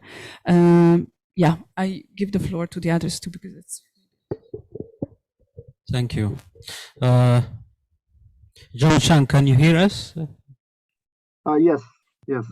Yeah, if, okay, first, sorry. First, Thomas, if you have anything to add, like maybe 1 minute. Yes, maybe just a little bit. I won't take too much, won't take up too much time. It's of course very important questions, and how, like, you know, translated into a theoretical discussion from the point of view of mixed economies. To sum it up, the way I tend to see it is that there is this restructuring globally, which is really, you know, triggered by a deepening crisis of capitalism on all levels, really from the ecological to encompassing, you know, what you mentioned, super important, the labor conditions. And obviously China is not you know, immune to these things, but a lot of the crisis affects Chinese policies and triggers these intercore rivalry in the geopolitical sphere. So this is the kind of big question, and what we wanted to do, I believe, in this presentation, to understand that in a particular terrain where, you know, the economy is organized and not capital is organized, but not only capital is organized, but you know, even labor, like the kind of social setup has been adjusting accordingly, is these infrastructural projects. Who funds infrastructure? What kind of infrastructure is being built? And even you can ask, like, how for what it is used. And from this is just a very particularly operationalized perspective of these larger questions. And I believe, on a somewhat abstract theoretical level, of course, it provides a lot of space for alternatives, how various social actors could re-engage in this large restructuring and even respond to the crisis. But somewhat pessimistically, what we see from these case studies is not yet super conclusive, is the fact that, you know, it's so far I don't see it's leading to some kind of a non-capitalist alternatives. It's rather the restructuring of capital, and from the local at the local level, it's not even overtaking capital, but you see a new alliance, a new geopolitical alliance between the very local capital, its attempt to, you know, instrumentalize the state in tandem or in pair with Chinese capital's interest in the region. So it's not overtaking, but it's actually pointing to somewhat like the deepening crisis of capital, upon which we see well, kind of like the illiberal state as a form of hegemony has been built. So this is not a necessity. This is not where it should go, and but there should be space for other alternatives. But so far, what I see from this trajectory points to this direction. Thank you very much. Zhaochang, I will give the floor for you if you have something to reflect on the previous points raised from Attila and Enikő as well. Yeah, Thanks. I would thank all of the insightful questions. I just want to add one point because when I concluded my slides, I said that it is an open-ended question how the Chinese economic system will leave or transcend the semi-capitalist system, because there were a high percentage of private sector dominated by the capital logic. So as you can, oh, I'm sorry. I forgot to open my video screen. Okay. As I emphasized in my presentation, there were two different approaches to the implications of a mixed economy. If we leave the mixed economy to develop spontaneously, then no doubt they all will lead to capitalism. The only way that the Chinese state control of the private sector can help China build a socialist economy is to combine the Chinese state machine with a revolutionary red culture. The recent 20th National Congress of the Communist Party of China emphasized the importance of the red revolutionary culture. And as I can tell, and most of you can also see from outside, is there is actually a pretty strong struggle between pro-socialist forces and pro-capitalist forces inside of China, both inside the intellectual circle and inside the political decision-making circle. But I can see some change. I can see some tendency in the future, which is probably more optimistic than pessimistic, because Xi Jinping is still in power and he's beginning his third term. He was born and raised in the old Maoist era, and many opponents of his political power basically objected that he was still shaped by the old ideology, but for the sake of socialist construction, that is indeed what we need. A few years ago, several of his supposed successors, they lost political favor, and probably it was because they were born in the new era, and their political thinking was not ready enough to suit the expectations of Xi Jinping. So I would say it will take time because from the outlook of Marxist historical materialism, culture is the highest level of the superstructure. So it will take a lot of time for the red culture to trickle down. I would say that trickle down through the political superstructure to finally react upon the economic base. And if we discuss the scenario of BRI outside of China, then I would say whatever problems with those BRI projects, they are actually finally determined by the nature of the economic system within China. So it will still take time. It will take time inside of China for the red culture to react upon the economic base through the state machine, and it will take perhaps more time for China to extend the socialist influence to other countries through the BRI system. Thank you. Thank you very much. 2 minutes for Zhun Xu to reflect on some of the points.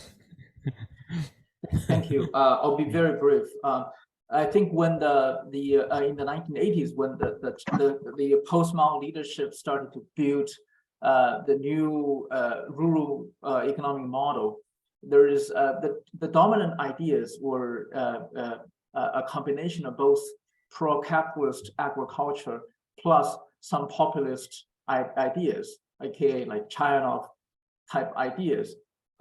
So if you look at the initial design of the HRS, the contradiction was clear. There is some idea that was clearly promoting large capitalist farms like they saw in the United States.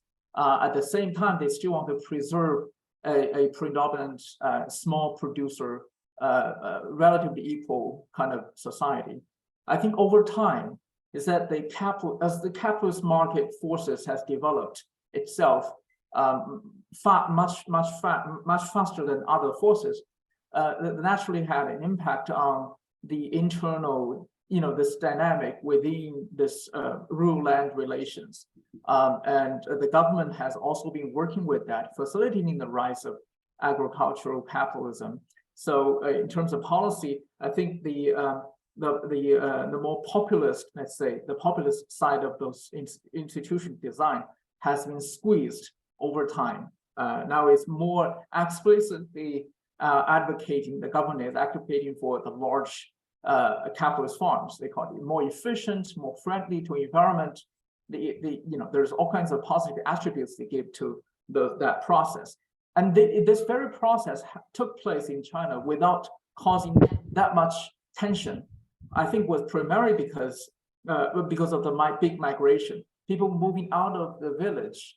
Also, even if they stay in the village for a certain period of time, they would a big portion of their income now come from non-agricultural sources. On average, the rural residents only get about 40% or even less of their income from their agricultural production. And the rest would come from really typical capitalist commercial industrial activities.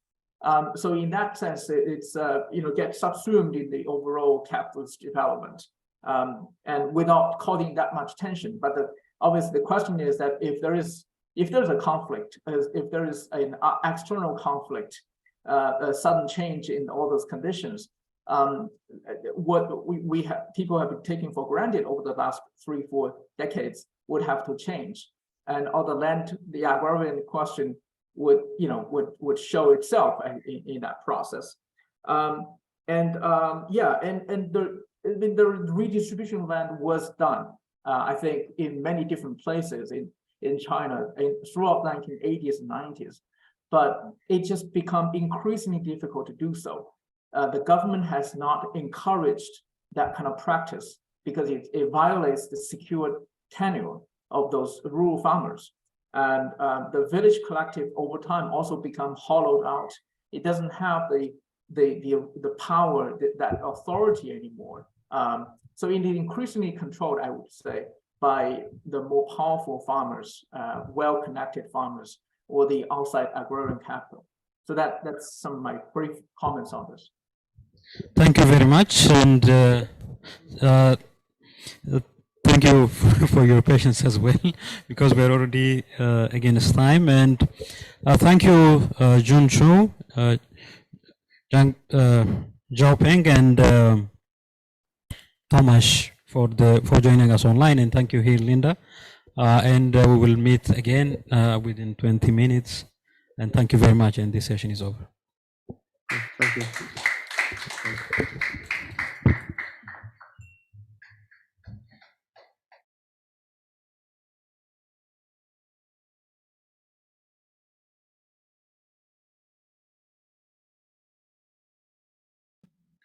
Shall we start? Super. Good afternoon for everybody. Welcome to the fourth session of the conferences, which is called Markets and Society in Socialism. We have 3 speakers because Tamás is unfortunately cannot be here. He's sick and he cannot be attend to the conference. So we will have 3 presenters. Everybody will have 25 minutes, and after we will have a discussion as in the earlier sections. My name is András Vigvári. I am a junior research fellow in the Center for Regional Studies here in Budapest, and I am also a member of the Public Working Group for Public Sociology, Helyzet, which is one of the co-organizers of this event. And I would like to introduce now our first speaker, Attila Antal, who is holding a PhD in political sciences.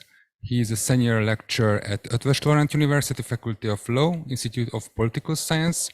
He is a coordinator at the Social Theory Research Group at the Institute of Political History. He is doing his contemporary research in political theory of populism, social and critical theory, theory of democracy, green political thought, constitutionalism, political history. He is an editor at Eszmélet, leading a Hungary quarterly journal for social critique. And I give the microphone to Attila, and have a nice session. Thank you.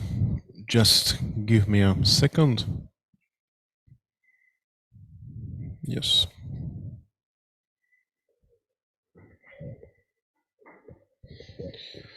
So thank you for having me. It's a great pleasure and honor being here, and I hope you will see my presentation. So thank you for having me. It's a great pleasure and honor being here, and I would like to deliver a special thanks to Attila Melegh, who is some kind of soul of this event and even before of this conference, who is also editor at Eszmélet. So I am really happy working with Attila on several issues and critical stuff. So I would like to speak about my ongoing project, which is about neoliberalism and the political assumption of neoliberal economic and political thought. And I would like to share with you a subtopic of this postdoc research, and this topic is about the neoliberalization of the Kádár regime, or the neoliberalization of the late Hungarian state socialism from the 1970s to the 1980s. The current question is here: what have neoliberals learned from the Kádár regime, anti-capitalism and state planning in the mixed economy? First of all, I would like to give you just a very brief overview of this project and how I analyze neoliberalism in political theoretical framework. After that, I would like to just a quick emphasize on the early roots of neoliberalization, because it would be my main point here that without a political historical scale, without a political historical assumption, it is hard to analyze the current tendencies of neoliberal capitalism.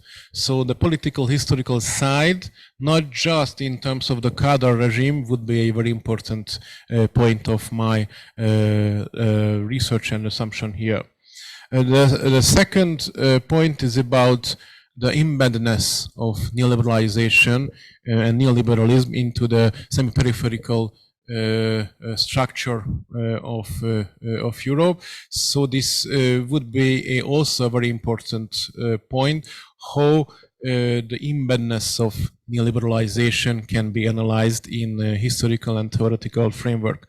After that, there will be the main part of this sub-project, the neoliberalization and neoliberal trends in terms of the Kádár regime, and I would like to make some conclusions and food for thought for the further research and of course the debate as well. So neoliberalization, neoliberalism, and how these phrases, these terms can be analyzed in my framework. So first of all, it would be very important to emphasize two main authors here.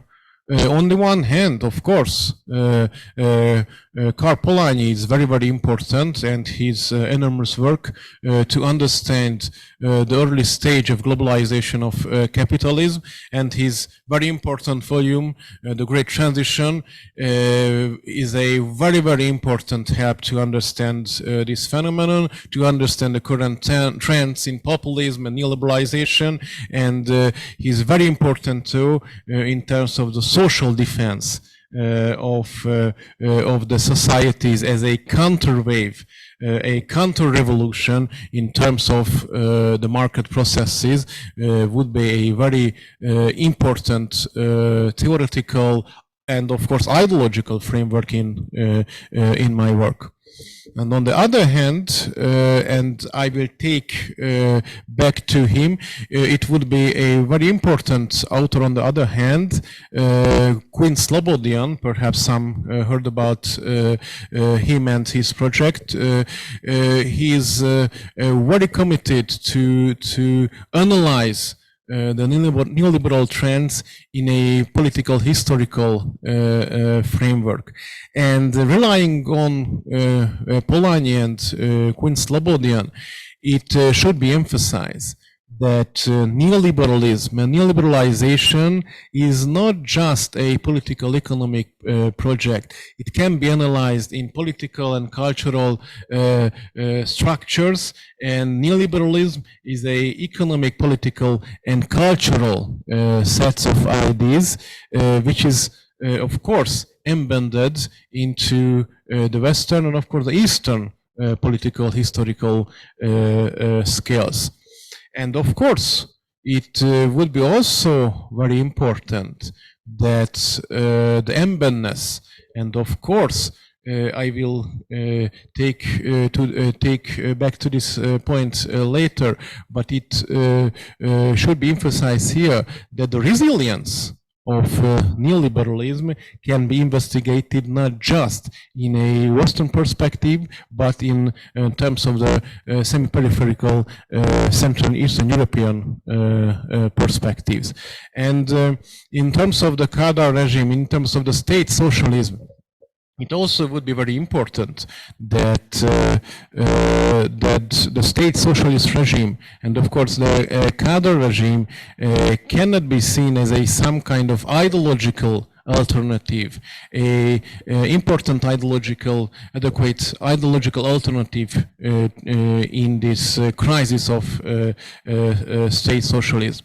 So the neoliberalization of state socialist regime can be investigated as some kind of organic crisis in a Gramscian sense, when the organic intellectuals and pundits of the state socialist regime, of course the Kádár regime in my project, recognize this crisis.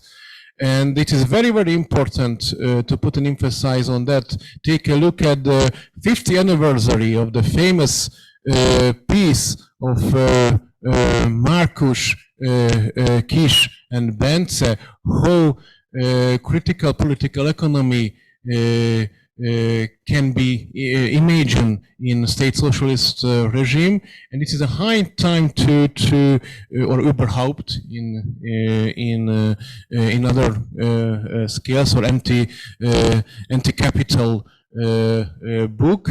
How can we deal with this starting point of liberal intellectuals in the state socialist Kádár regime? I will take back to this point later.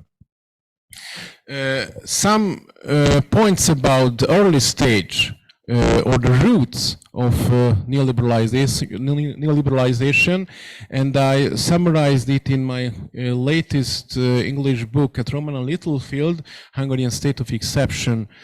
I analyzed this framework, this neoliberalization, from the starting point of the life, or of the intellectual life and intellectual origins of the Austro-Hungarian monarchy. And it's very important that from Ludwig von Mises the Vienna Circle, and later theorist Friedrich Hayek, there are several important assumptions originated in the late Austro-Hungarian monarchy and its scientific and ideological life, who put a very, very important emphasis on the evolve of the neoliberalization of the first half of the 20th century. And after that, they had a huge impact on the neoliberalization procedure in political sense, or the new era of neoconservatism in the late 20th century. So it is a very, very important point, and we should put a huge emphasis on this early period of neoliberalization and the Austro-Hungarian monarchy, and the fall of the Austro-Hungarian monarchy would be a very, very important contribution and area to analyze this early stage of neoliberalization.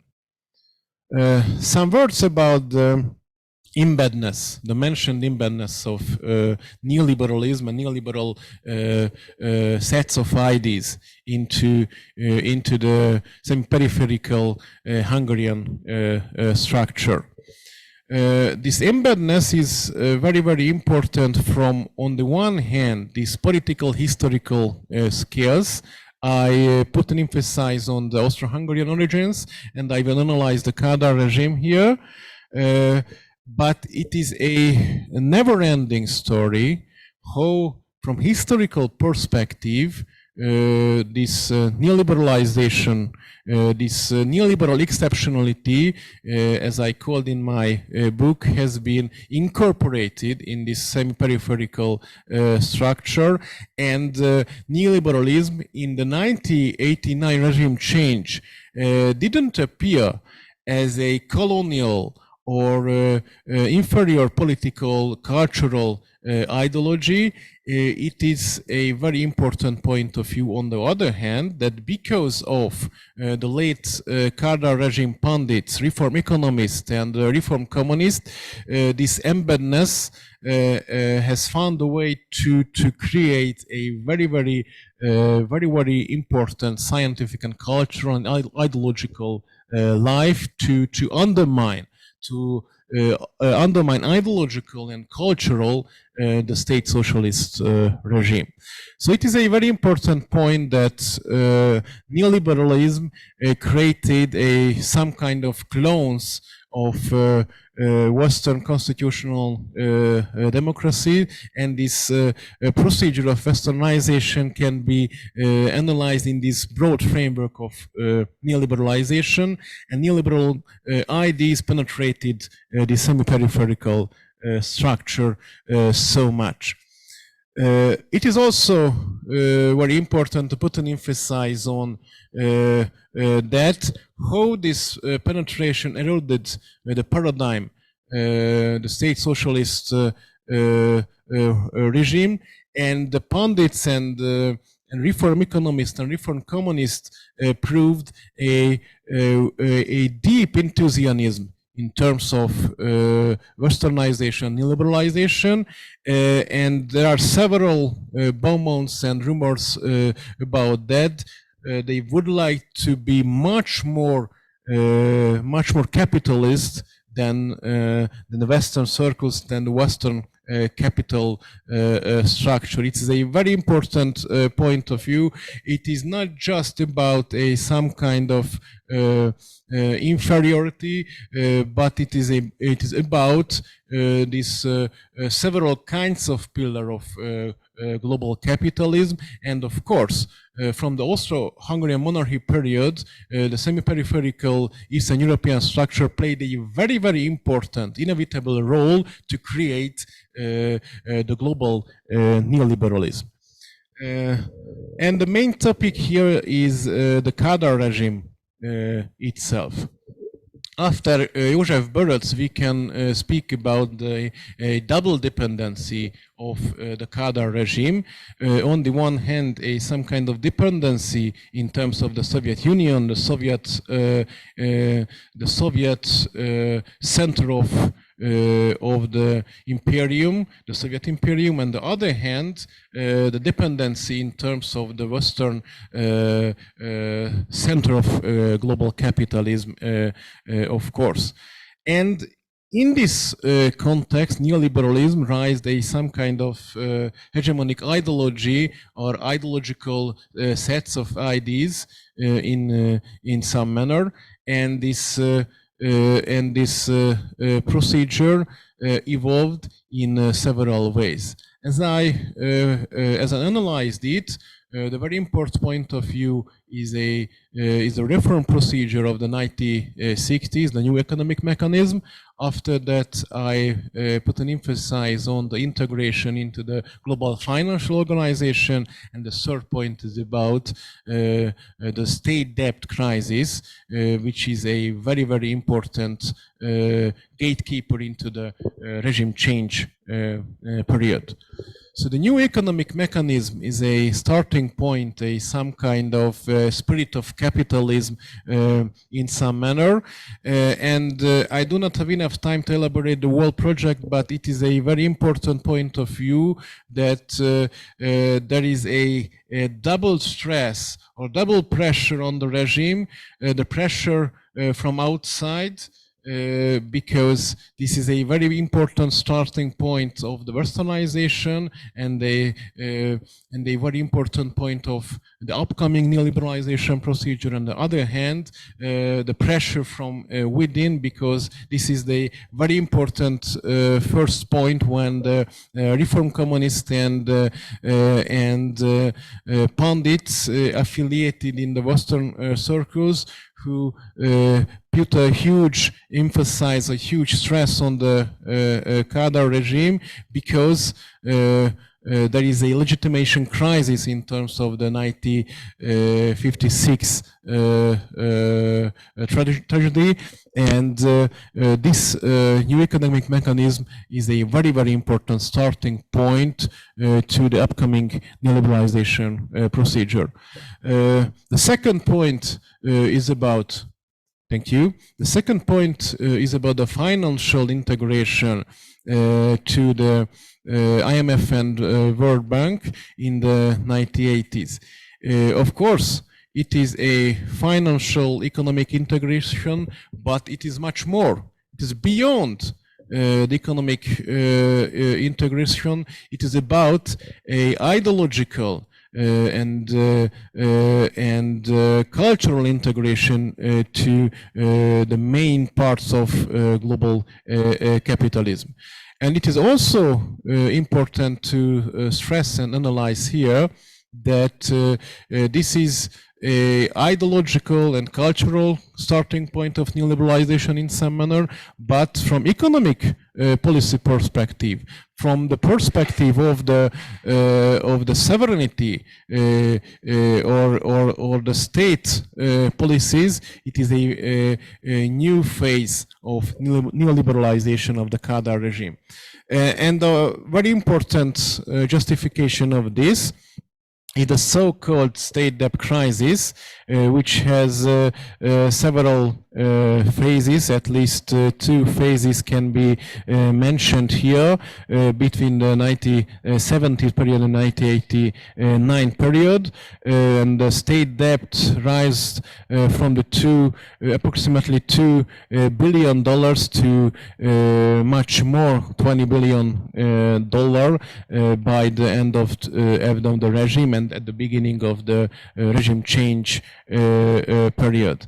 It is also worth to mention that it gave a room the so-called structure of neoliberal economic policy and well-known politics of austerity and politics of neoliberalization is a very important starting point of this.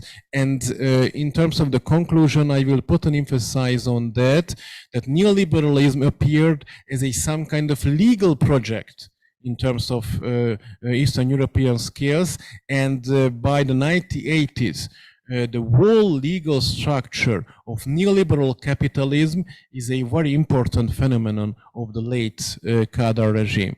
So in this perspective, this state debt crisis, to fulfill the Western economic and policy requirements is a very, very important point of view, not just the 90s period and the governments of the regime change, but even the Kádár regime itself.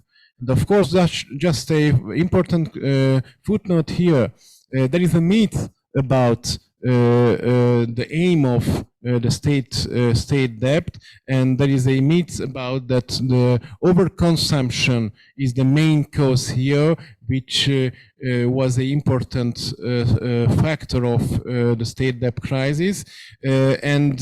According to this, against this myth, we should emphasize on that not just the overconsumption was an important phenomenon of the state debt crisis, because the most unfavorable currency on the Hungarian side, on the Hungarian National Bank side, is a crucial factor to deepening this crisis.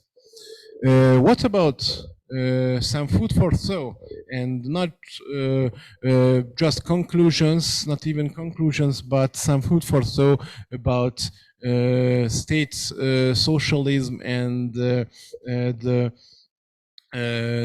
future of social theory and practice in some manner. First of all, in the scales of neoliberalization and the state, it should be emphasized that we have to analyze neoliberalism as some kind of state project.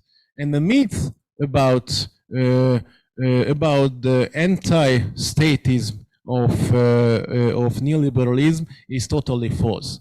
The way how neoliberalism used the state socialist regime for the Kádár regime as well is a justification that Queen Slobodian summarized in the following way, that neoliberalism is a meta project to ensure the economic, political, cultural, legal structure of global capitalism. So this is a very, very important and crucial point of neoliberalization, this meta-narrative.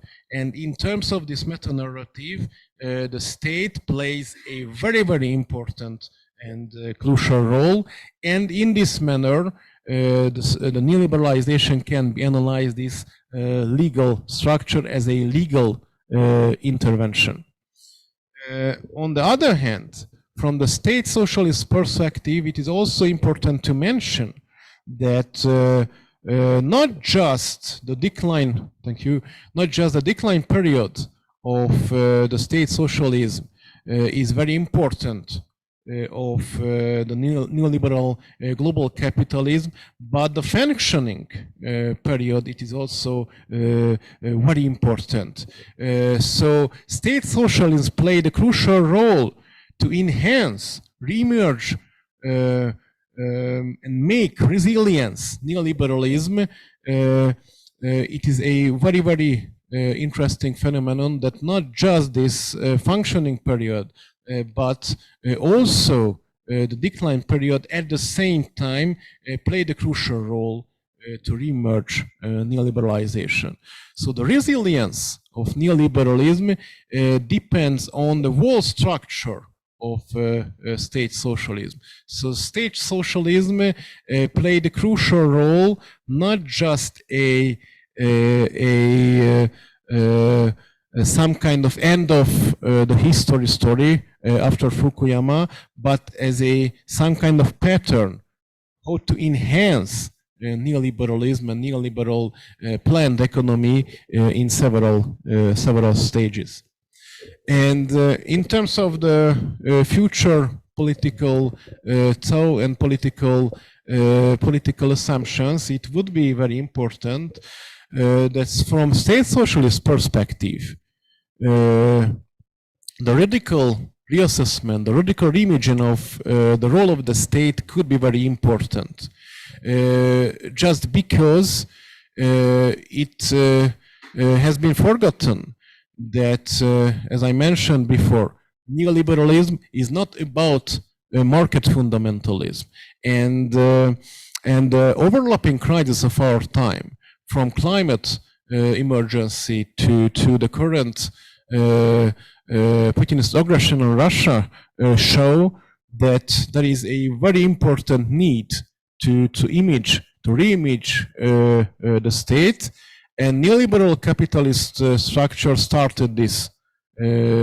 before the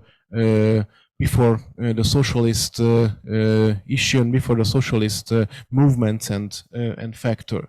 So it would be very important to stress we do need the state, and we should imagine how we need a new kind of socialist state in a state socialist perspective. Thank you for your attention.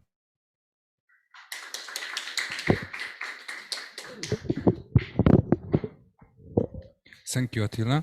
This impressive long-durée perspective presentation, I really liked it.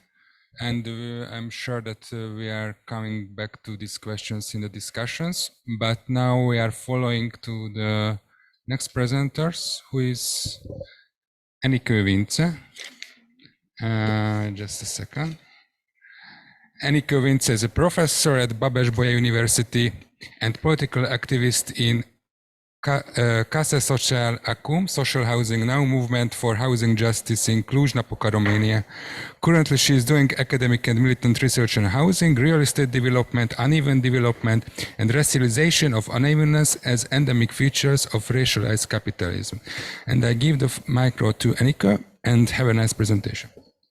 Thank you so much. And thank you, Attila, for giving space for a Romanian perspective on this issue, and also for introducing the perspective of housing. So I'm going to speak about the mixed housing regime in Romanian state socialism.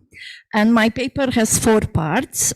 First, I would like to clarify what I mean by housing order or housing regime. Then I will present briefly how the transitology literature critically viewed the state socialist housing order. Then I propose to revisit how this regime functioned in Romania after 30 years of capitalist transformations. Now I guess it's really time for this.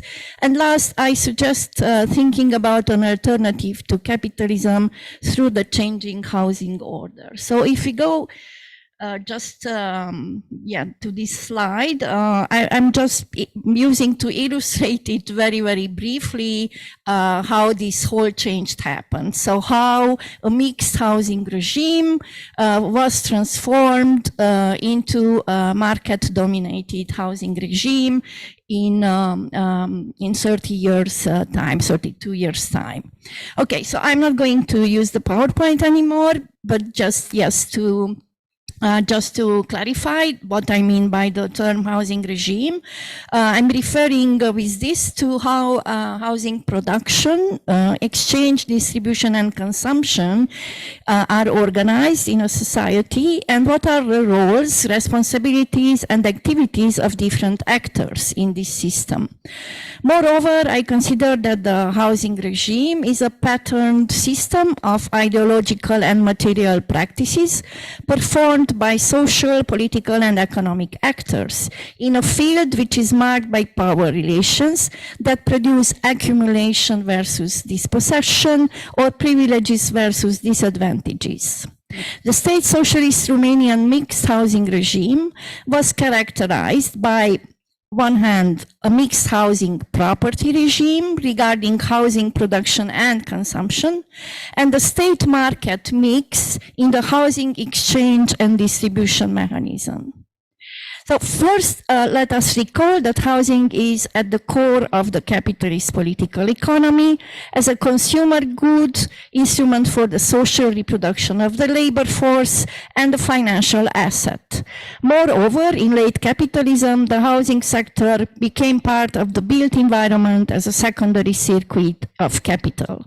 Housing was central to the socialist political economy too. Housing construction contributed to job creation and used the products created by industries. However, most importantly, housing served the general aim of industrialization by providing homes to the working class, growing in the cities where the developmental state created new jobs. Likewise, housing was essential in the transformation of state capitalism into state socialism, into neoliberal capitalism. By privatizing the housing stock and supporting private production of private homes, the housing market could sustain the formation and evolution of the market economy. Last but not least, let us remember that housing is not only an economic phenomenon, sustained by politics.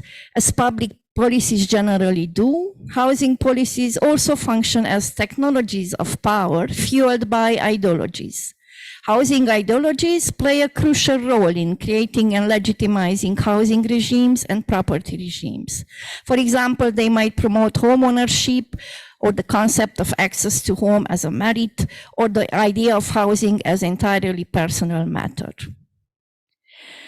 In what regards the mainstream transitology literature, and I quote this, it focused on the so-called monolithic systems of central planning and state ownership of assets in the socialist economy. Nevertheless, housing studies in Central and Eastern Europe recognized that to different degrees, the former socialist countries displayed the common feature of the state market mix. Chenkova in 2009 observed that many of these housing studies were based on the notion of the, and I quote, gradual transition and progress towards the development of the ideal market-based systems, and they provided practical policy recommendations on actions that need to be undertaken, designing a blueprint for housing reforms. End of quote. Altogether, we can observe that analysts close to the World Bank were committed to policies enabling housing markets. As part of this, they argued against the socialist housing politics, saying, for example, the following, and quotes start here again. The public housing experiments of centrally planned economies failed. The public housing programs were wasteful. The purely government-managed institutions ultimately became inefficient, monolithic, and bureaucratic. The socialist housing policies treated housing exclusively as a social issue, and they failed to appreciate the complex and specific features of housing as a major sector of any economy. End of quotes. World Bank experts promoted the transformation of the old state financing mechanisms into what they called a modern competitive financial system and an overall banking reform. In addition, they argued that for the renewal of the housing finance system, there was also a need for rewriting, quote again, property laws to create the concept of real estate. In what follows, I will revisit the mixed state socialist housing regime in two steps. First, by looking at the production of homes in the mixed housing property regime. And second, by describing the state market mix mechanisms of housing distribution and exchange. We can observe that the Romanian constitutions elaborated between 1945 and 1989 recognized the right to personal property, but not the right to housing. For example, in the following article of the Constitution from 1965, it was said that the right to personal property is protected by law. Therefore, incomes and savings from work, the house, the household next to it, and the land on which they are located, as well as goods for personal use and comfort, can constitute an object of the right of personal property. In parallel with this, the same constitutions stated that, and I'm quoting, the socialist property over the means of production is either state property or cooperative property. So in the field of production, there was not recognized this right to private or personal property. Okay, so further, we can observe that trying to secure the socio-economic rights for the working class, at the same time constrained by the high expenditures with housing construction, the state allowed the establishment of a mixed ownership regime. Nevertheless, at this point, to be somehow faithful to the socialist principles, at least not to turn housing into a means of exploitation, the state had to devise instruments to control personal home ownership. The right to personal property in the urban environment was limited by provisions such as citizens have the right to own a single home, the construction or purchase of housing by citizens for resale or rental is prohibited, the owner and his family have the right to a housing space corresponding to their needs, and the exceeding space has to be rented by the owner, or if he or she doesn't want to rent, then the so-called executive committee of the People's Council can rent them to entitled persons, and so on and so forth. The rationing of state-built and owned housing, which was 8 square meters per person, according to law, housing law from 1968, or 10 square meters per person according to law from 1973, was a way to provide more homes to more families. Nevertheless, housing unevenness was not unknown during state socialism. Some social categories could benefit from larger homes, like persons employed in the central bodies of the state administration, deputies of the Great National Assembly, heroes of socialist work, directors of industrial plants, and so on and so forth. In parallel with this, some workers gained access to lower quality apartments or workers' dormitories, solutions which, however, meant an improvement compared to commuting or from rural areas to the cities or housing conditions in the countryside. During the decades of state socialism, the percentage of money invested into housing from the total investment budget of Romania fluctuated in several directions. It was around 16% in 1960, but it is to note that from a relatively low total budget. This decreased in 1970 to around 9%, but increased again in 1980, while the state boosted the total investment budget almost 3 times.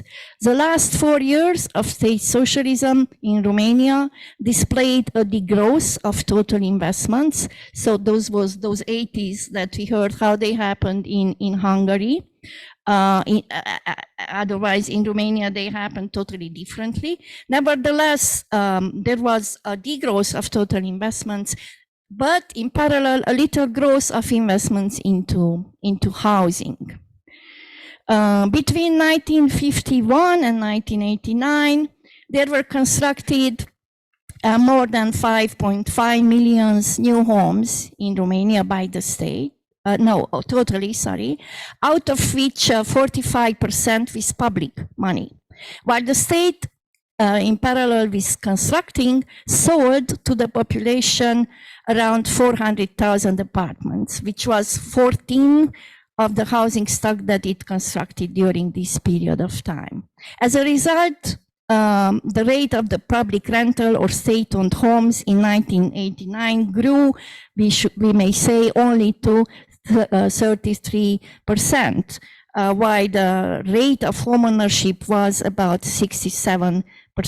So if we compare Romania to, I don't know, current capitalist countries, and there are some comparisons between different types of welfare regimes in different capitalist countries, we can see that in terms of this high rate of ownership during state socialism, Romania is quite similar to what is called to be a market welfare regime in countries like UK, USA, Canada, or Norway. Respectively, similar comparisons may make us to say that the Romanian socialist housing regime was also similar to the capitalist state developmentalist welfare regime. What was totally missing from the Romanian socialist regime was the private rental sector. Further on, we could observe that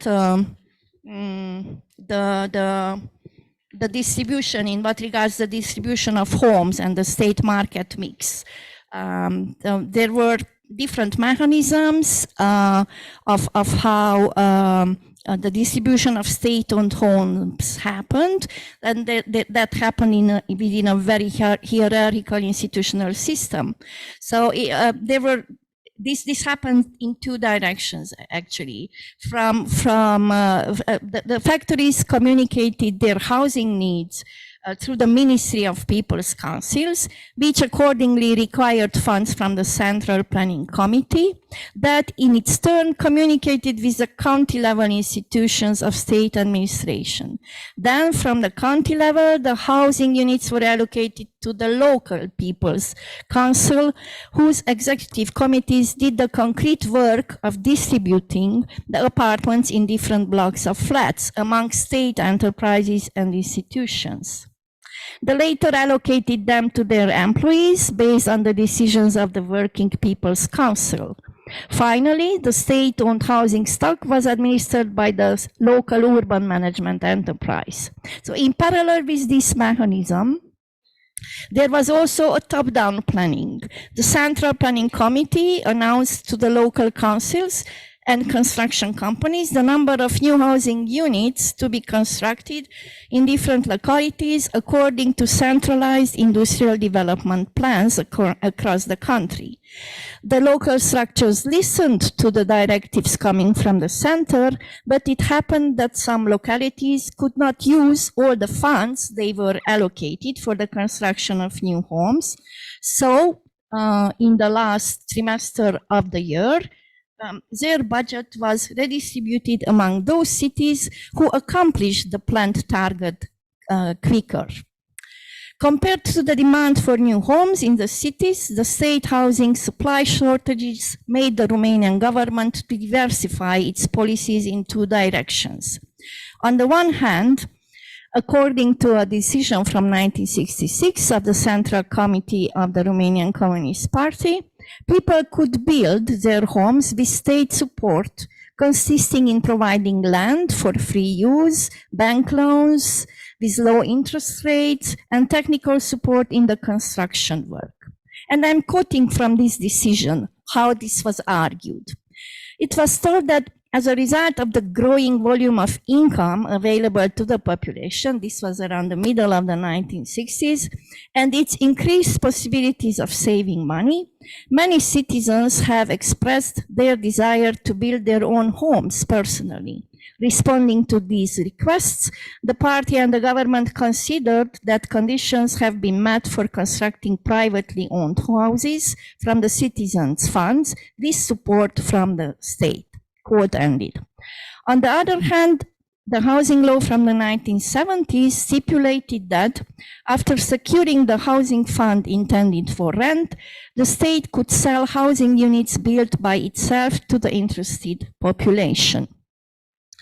Loans were offered for the purchase of housing built by the state, by the People's Saving Bank, Casa de Economies și Consemnațiuni, and the interest rate was around 2–5%, depending on people's income. There were also institutions running at local level, like the so-called Office of Home Sale, that managed the cases when the tenants wanted to buy their apartments.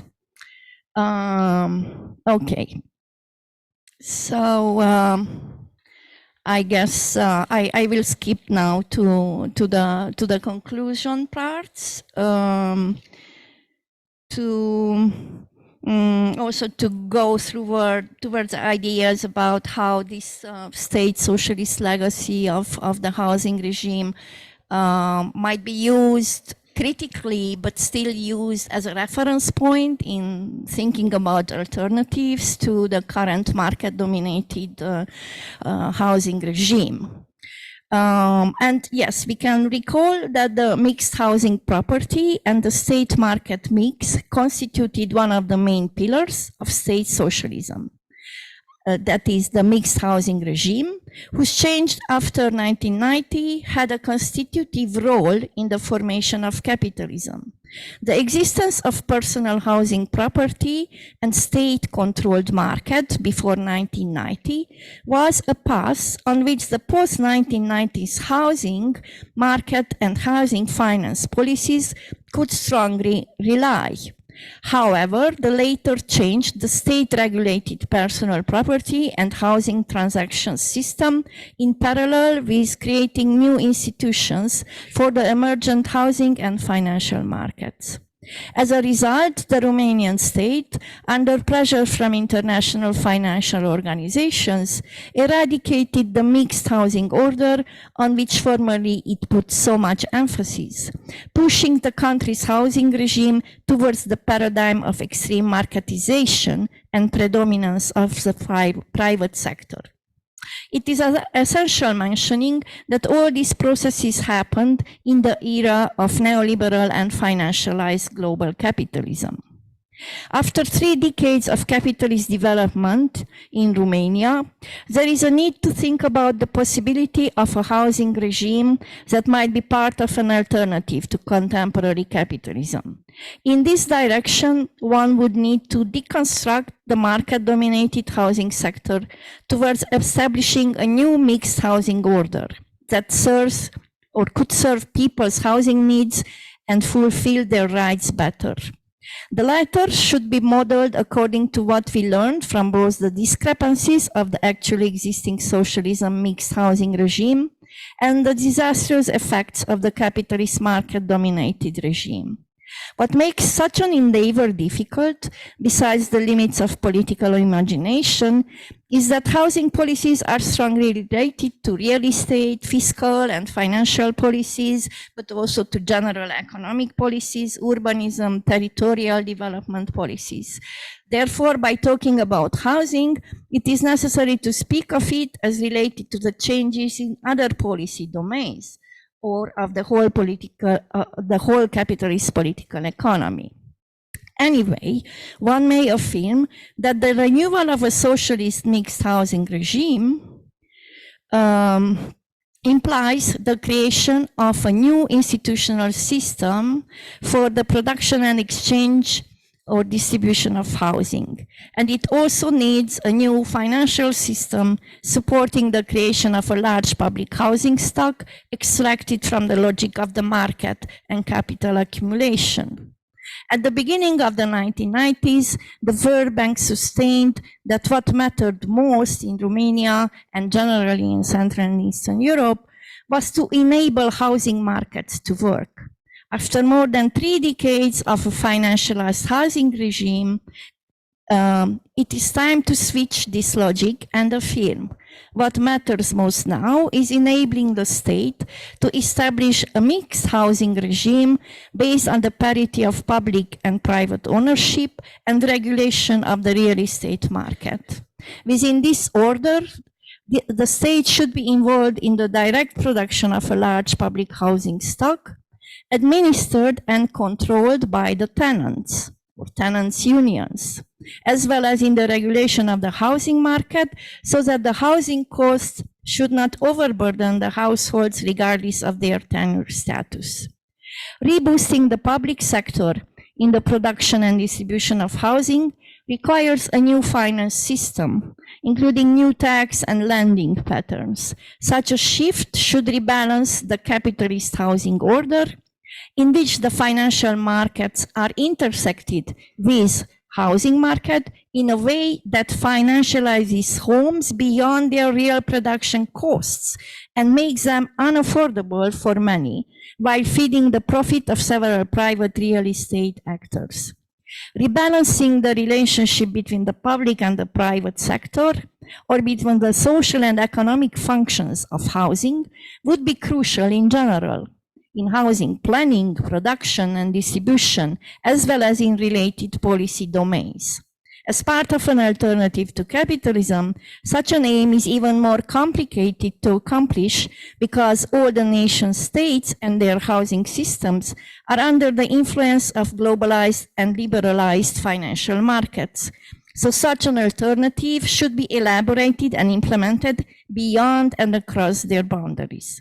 At their turn, housing studies reconnected to a political economy approach and commitments to a change towards the end of capitalism could play a role in this endeavor.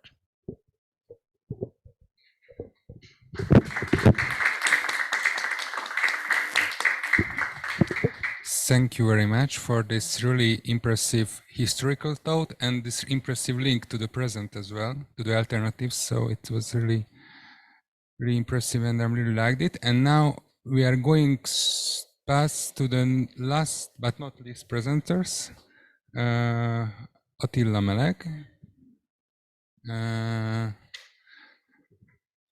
who is a sociologist, economist and historian. He is an associate professor at Corvinus University Budapest and a senior researcher at the Demographic Research Institute, editor of Eszmélet journal. He has led 4 major international projects on migration statistics, population discourses, and East-West discourses. He has published extensively in the global history of social change in the 20th century and the international migration. Authors of the book on the East-West slope, globalization, nationalism, racism, and discourse on Central and Eastern Europe, published at the CU Press.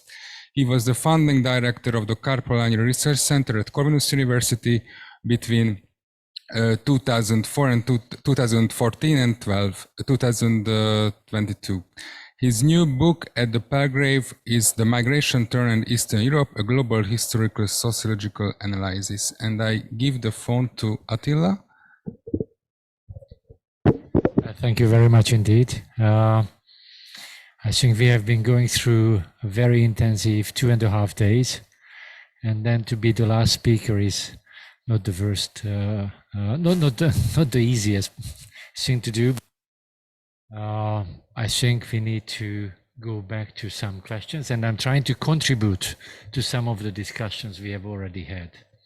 So one thing which struck me when first thinking about this problem of mixed economy in non-capitalist environment was that so little is written about the intellectual history of that.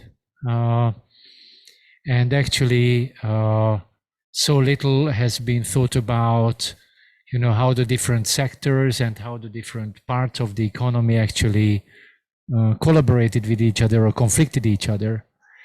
And I was thinking about some kind of, analytical framework for that. And of course, when you start doing such things, you want to go back to the political economy or economic thinking in socialism, and you start reading that. And I started borrowing books and started reading that when I had a little bit of time. And then I understood that first we need to go back to one question before answering what ideas there were, or to combine the two questions is really what Attila Antal in the beginning asked very nicely: why neoliberalism prevailed in this region. Let me put it into the words of Kari Polanyi, because we mentioned her in the beginning. 3 years ago, Kari Polanyi was here in Budapest, right? At the age of 96, she traveled from Montreal. On Tuesday, on Wednesday, he gave a 1-hour talk without paper. And then the key question was the following. Tell me, she said, tell me why Central Europe is producing all the market fundamentalists. And then we were looking at her and said, oh, what a good question.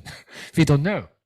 And actually, when I was working on this lecture, her question came up again and again because it was so important. And now I just, I don't want to solve. I think partially the question has already been answered. Attila has given one answer already. Actually, he gave a kind of a complicated answer in terms of some ideological transfers, some intellectual heritage, some structural stories, which are all valid.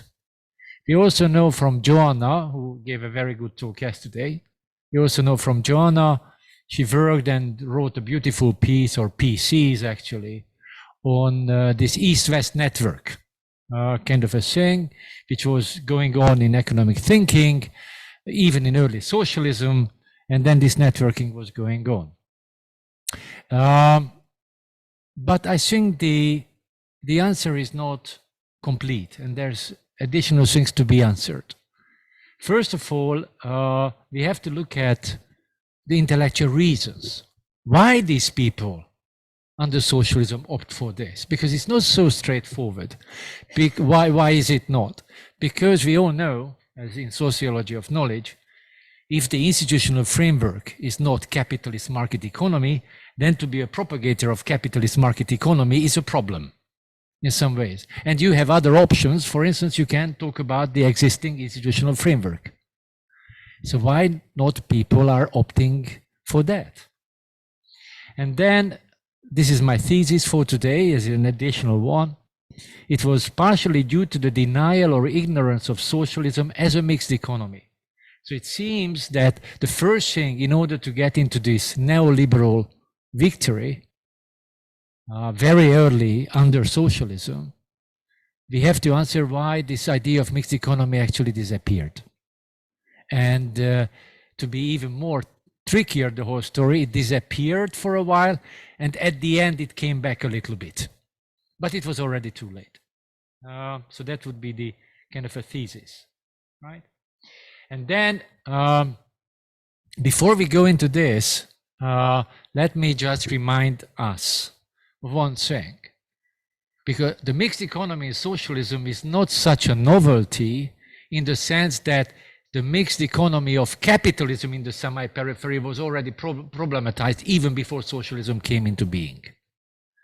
Which means that we know that capitalism was not in the semi-periphery. We know that it was not of a homogeneous character. Anybody who read any piece of social and economic history here is talking about this kind of a mixed system, and then, you know, which was interpreted as backward, right? It was backward capitalism because there was so much feudalism in it that it was backward. Then it was some kind of an, I love that Erdei is one of my favorites, but Erdei unorganic development, right? When actually it was leading to a double structure. His most famous piece, written in 1943, was about double structure of the Hungarian society in semi-peripheral capitalism. Or another favorite of mine, not many people know, Lajos Leopold, the younger one, who wrote this. It's a beautiful title, Pretended Capitalism, right? Which was an amazingly brilliant Weberian analysis of the whole story. Of course, there were, you know, other things, you know, mixed plant system in the agriculture. Very importantly, Trotsky himself, the combined and uneven development, which is, you know, combined development. This is how he solved the problem of the October Revolution, which means that this idea of mixed economy was already there before even socialism could start. Of course, I don't want to go into this. Of course, many things were unanswered. And then again, anthropology discovered this very recently.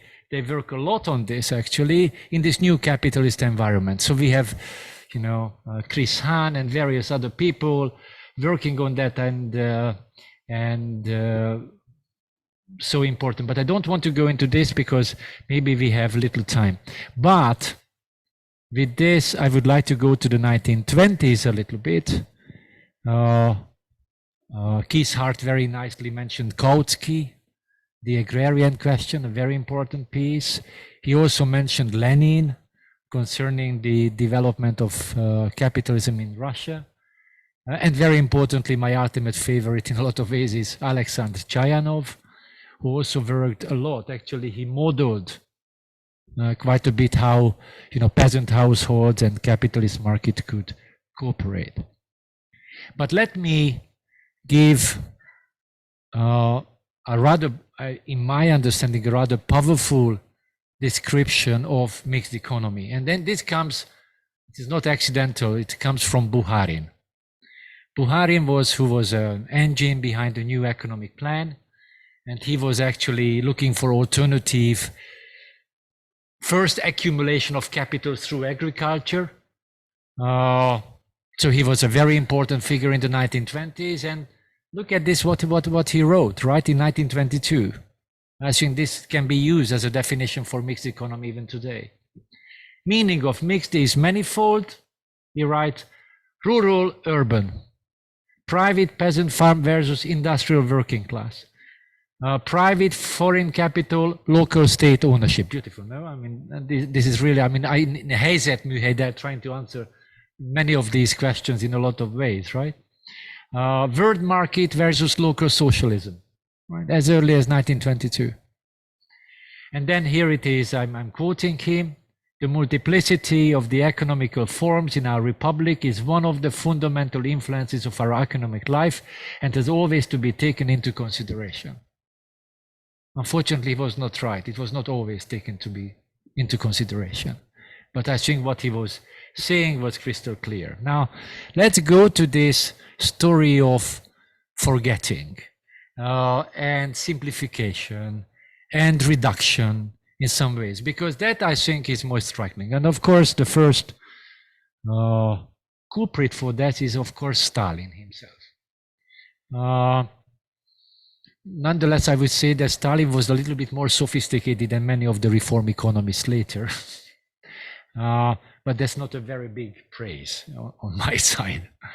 So Stalin made a very important point concerning that he maintained, and it later came back in sociology as well, that basically there were two forms of ownership.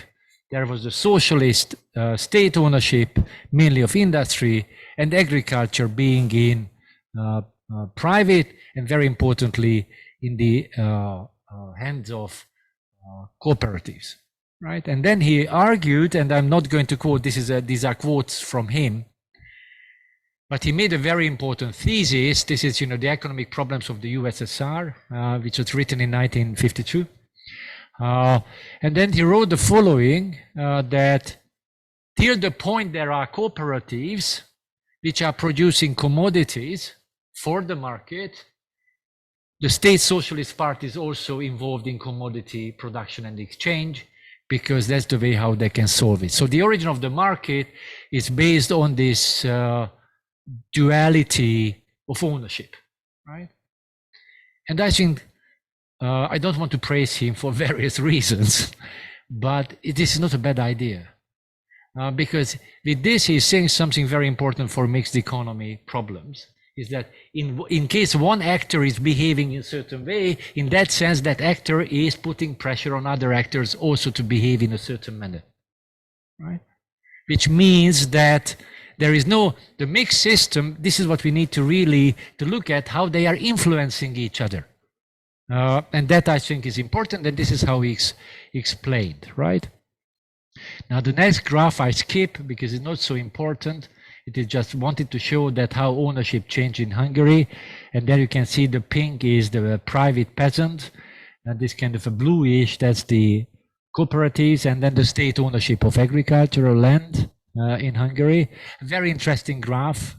We should work on this later, but I am afraid that we don't have that amount of time for this, although we should. Because my task today is to add something to this neoliberalism debate. Right? And then, of course, further homogenization came from reform economists. And that I think is important. We can put the two questions in the same way, why they were following neoliberal ideas, but I'm saying that why they were not, when they were writing about socialist economy, why they were not seeing the mixed character. I think that's an extremely relevant question, why they were forgetting this. Why did they ignore or deny the existence of mixed forms? ownership, structural relationships, and institutions. And if they wanted to homogenize, how did they do it? And very importantly, why did they do it? Now, and I have two case studies for you today. I know it's not complete, but we have to start somewhere. And here is somebody from Czechoslovakia, Otasik. Not many people remember him. He was a hero of this socialism with a human face in this Dubček kind of a revolution. He became an ultimate face and hero of reform economics in some ways. He left Czechoslovakia after 1968, and then the Western academia loved him. And he was promoted in all different ways. He was actually in key positions in socialism. He was leading one of the most important economic institutions very early. And he was working a lot on socialism and socialist economy. I'm afraid my slides cannot be really read by you, but I'm going to, don't worry, I'm going to interpret it. So you don't need to do this. What are his problems concerning economic thinking and then the economy itself in Czechoslovakia, in socialist Czechoslovakia? And then he says a couple of things. One, first of all, ownership in this Stalinist framework is too mechanic. We should forget it. The market was not coming out of the different forms of ownership, because ownership is much deeper. It is based on appropriation of natural objects, and then these relations we need to analyze. That was one argument. The next thing was that, and then the whole book, and one thing, this is about socialist economy. This book was written in 1963, so very early, right? We are still not in the reform era. It is well before 1963, translated into Hungarian in 1965, right? Once again, there's a whole lot of myth about the 1960s. I think intellectually it was super open in a lot of ways, and this is how we can understand it, right? And then very early in this book, he says the following: when we are analyzing the socialist economy, we need to forget cooperatives. That's a kind of a thing which we don't need to look at. Which was very striking when I was reading this. So why do you ignore it when actually they were so important? And then later he comes back in the book to this and says, no, it is not so important because they represent only a lower technological level than industry. I don't know what kind of an argument is that in terms of empirical economic forms, but okay. Low specialization. Okay, it's low specialization, but still it's an economy, right? And it's labor intensive. Why is it not important when it is labor intensive? It's pretty difficult for me to understand. And then very importantly, but they are good guys because they are directly dependent on market revenues. And this is the good news in the whole story. And this is how he solved the problem of cooperatives. And then he continued that money between state-owned companies is not just accounting function. It goes back to the problems what Radika was talking about. Money was deeper. And here comes the real culprit. And then he starts speaking in a very Marxist language. But actually this Marxist language is, and this is my sub-thesis, is kind of a, it is Hayek in a Stalin, in a Marxist language, right? And let me explain it to you. For him, the biggest problem in the whole story is that what is the amount of working time, what is in terms of any kind of an investment which is needed for the socially necessary level. And then he continued that, and I'm trying to make it a little bit quicker for you to understand. He had three major problems. One is that somehow the price system of the Czechoslovakian socialist economy was not really close to the world capitalist prices, understood as the world capitalist market is showing actually the value of this production, namely the socially necessary amount of investment which is to be put into the goods. Okay, so in that sense, immediately he shifted to the world capitalist market as a reference point there. Very importantly, socialist planning according to him needs market. And also, very importantly, he argued that, let me put it in this way, that agriculture is only helpful in providing extra labor force for the industry. Actually, this solves the inefficiency of the Czechoslovakian economy, which was solved by robbing the labor force from the agriculture. And then he argued, we are in a crisis because this is over. This has already been taken out of the agriculture, so we cannot solve the efficiency problems. And then, why did he ignore and deny the mixed composition? What could be the motivations? I think this is the most important part of the story. The one thing which is for any kind of a neoliberal thought, you need to dichotomize the market and the state. Okay. And as soon as you start dichotomizing that these are the competing forms in this respect, you forget households, you forget other forms of social ownership and all these things. Immediately you end up in some kind of a Hayekian framework. Hayek, of course, reversed the whole thing in another way. He was saying that, why planning is obsolete. The next thing was not very surprising to me, fear of increasing backwardness, understood on the basis of world prices, right? Here, this is a quote from him: in the world market, rules dictate necessarily all this development. Very importantly, he started arguing, and then this is one of the things which I don't understand among the reform economists, this kind of a panic culture. This kind of, I remember when I was a university student at Karl Marx University of Economics, every second week we had a big discussion on reform economics, and then everybody came in, Zhun Xu, everybody like this. Oh, we are in such a terrible crisis. We are just not going to be able to come out. Just let me give an example for this kind of a panic culture, what Attila mentioned, the debt level, Look, at that time, I think the overall debt level percentage of GDP was 65% at the worst point in socialism. Today it is 75 or 76. I don't see anybody sweating that what is the actual debt level, but I remember Zhun Antal, for instance, vividly, when he came in smoking like crazy, like this and that. Oh, but we are going to collapse in weeks, no problem. Even I would say liberal economists are keeping this kind of a habit. It might be some kind of a habit which comes from that, but okay. So then very importantly, there were very important observations he had. He was afraid of unequal exchange. That was a relevant point. He never developed this later, but it was important.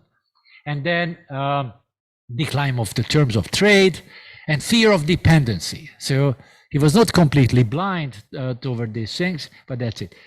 The key thing was for him how to make the economic actors adaptive, plan or any type of bargaining is, he argued, that's a key thing in economic sociology, why bargaining has to be ruled out. I mean, today multinationals are bargaining with the state continuously. Why is it a problem that they are, economic units are bargaining with the state? I don't see the point here, but it was considered as being non-economic, right? Okay, couple of other points very quickly because András is very rough on me, and I have to obey the rules, right? One thing which is absolutely striking, and it comes back later in Hungary as well. They argued in a Marxist language that the most important thing is not the direct social character of labor and the direct social character of production, but the general.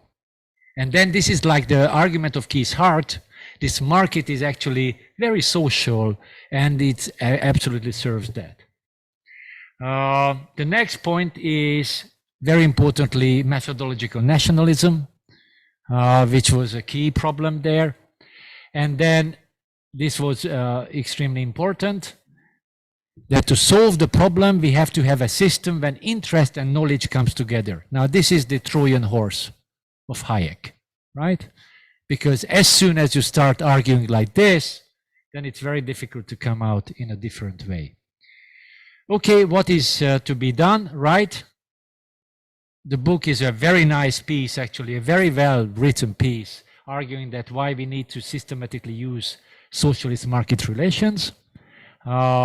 Administrative coordination is not real, only truly economic, I love this, truly economic management. Polanyi, what Polanyi would say about this? Truly economic management should be done, not this kind of administrative things. Low production cost, satisfaction of consumer demand by autonomy of the companies. And then this reminds me of a book of the Hungarian National Bank, János Fekete, who wrote a very big piece in 1980 with this, that we have to go back to financial capitalism in some ways, back to reality, right? As if reality equals that system, right? Okay. I can repeat this kind of an analysis of Márton Tardos, which I'm not going to do because András is not going to allow me. I'm also not going to show you that how Károly Attila Sós, a very interesting economist, was coming back with some kind of a mixed system, but actually once again losing the point. But here comes something very important, and I look around because there are some very good sociologists and very good anthropologists sitting here. I think we have to revisit the debate on social structure in the 1960s and how that could not solve the problem, right? Let me put it in this way. There were two main approaches in the 1960s, intellectually speaking. One which was related to the so-called Lukács school. The Lukács school was a Marxist school which was trying to maintain some of the original messages of Marxism in terms of what are the social forms which are leading for further emancipation of humanity in terms of going against alienation and so on and so on. And they were very much pointing, Lukács himself was going into that direction. We need to democratize the economy. In case we don't democratize the economy, it's going to be super alienated and we are going to lose it, right? At the end of his life, he gave these warnings very clearly that that's the way. Now, Lukács was not really liked by sociologists. And we know that very well. Plus, very importantly, sociologists hated one more thing, Stalinist sociology, right? They hated Stalinist sociology very much. So they were fighting against this two-class, one-strata kind of a framework a lot. My message, very quickly, and I'm happy to come back because I worked on this, is that actually they could not solve the problem of the mixture. It was in front of their eyes in a lot of ways, but they could not solve it. First of all the time they were looking for some kind of a homogeneous structure. And of course, they did not find a homogeneous structure. In the end, they ended up with this so-called L model, which is, market and state redistribution being the two structural principles. Other things, and then they had to put, cooperatives, local agrarian elite in this kind of a framework in a very strange way, right? Without actually acknowledging that anthropologically speaking, they were not really related into this, and then their system was a little bit different. This was one. The second, then they started moving away from the concept of structure because they could not solve the problem. Tamás Krausz is the best example for that, but I can show it in Polish sociology as well. There were similar development, and they were going to some kind of a status system and some kind of a mosaic. And in that sense, they found a mosaic as a stratification system, which is not, not structural, very importantly. And this is how they could see the mixture, but they could not go back that there was some kind of an internal historical structural development which they were not able to solve in terms of socialism as a mixed system. right? Why they had to actually cut up society into little pieces in order to see some kind of a mixture. But it was, of course, not integrated. And I just would like to draw your attention to the very good work of Mark Eber, who is actually, I think, has started this kind of a problematization of this, and then going back to the original, some of the original Bukharian problems of how to solve the social structure. And with this, I am concluding. Forgetting and reducing complexity could be essential in this neoliberal. So the neoliberal thought could win because they were killing other options. Lack of understanding economy in its social and historical context, which is the most important thing. I mean, these books of political economy are super dry in terms of actual social context. Ignoring ownership, very importantly, and control other than state or private. Growth and efficiency in a narrow sense, not thinking about social emancipation, very importantly, and looking for homogeneous national social structure and not problematizing the capitalist global structures and the competition with them. And unfortunately, the rediscovery came too late, but maybe this is our mission today. Thank you very much.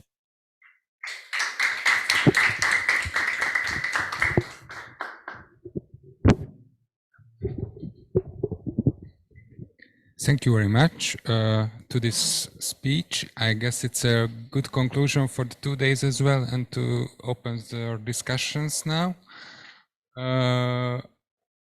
So it opens the floor for questions, comments from here in Budapest and from the online space as well.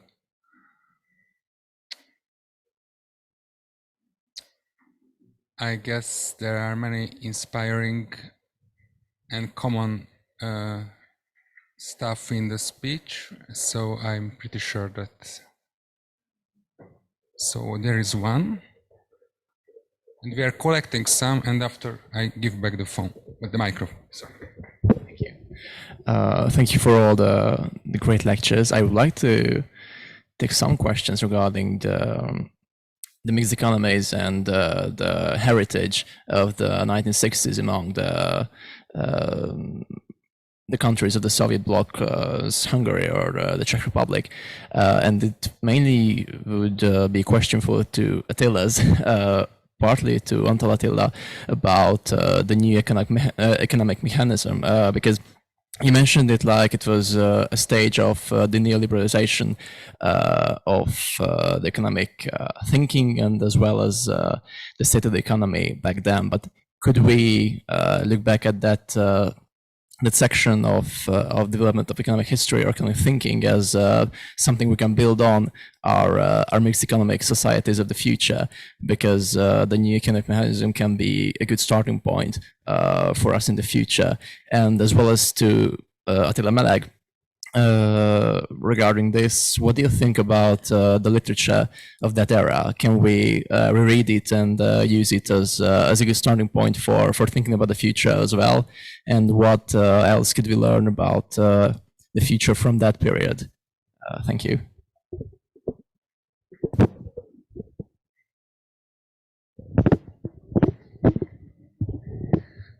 This would be a question to Enikő, because I think that there were, maybe I missed some of the points, but this history was, it was very, very familiar in a sense, because we had the history of Hungarian housing policy.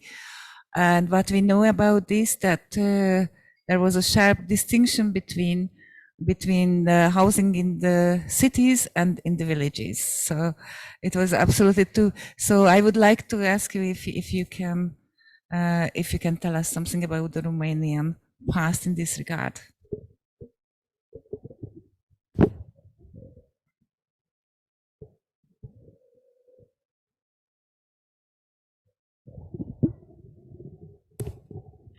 Thank you. We talked, Antal Attila mostly talked a lot about how the neoliberal turn and the advent of neoliberalism after the end of state socialist regimes came about and how it was like guided from state actors. And Enikő Vincze also mentioned that it was in the 80s it was a very different story in Romania. And I'm wondering how we can briefly characterize this type of a transition to neoliberalism, or advance of neoliberalism in general in the Eastern Bloc countries, in the Council of the Economic Assessment countries, how the sort of like a Hungarian model, or the story of how it came about in Hungary, how characteristic was that in the other countries, and if it was not, then what is the historical importance of the way it worked in Hungary or in the other countries.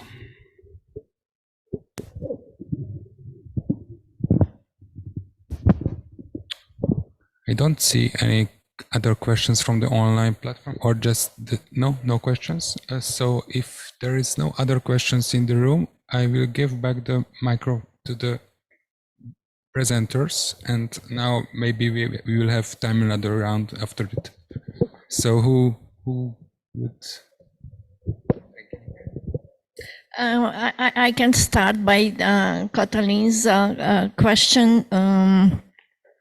In terms of rural-urban housing policies, why were they different? We need to know the larger political economic context for that, and to understand why for Romanian state socialism it was so important to so-called fight against the rural past of the country, and choosing urbanization and industrialization as a way to transform the Romanian economy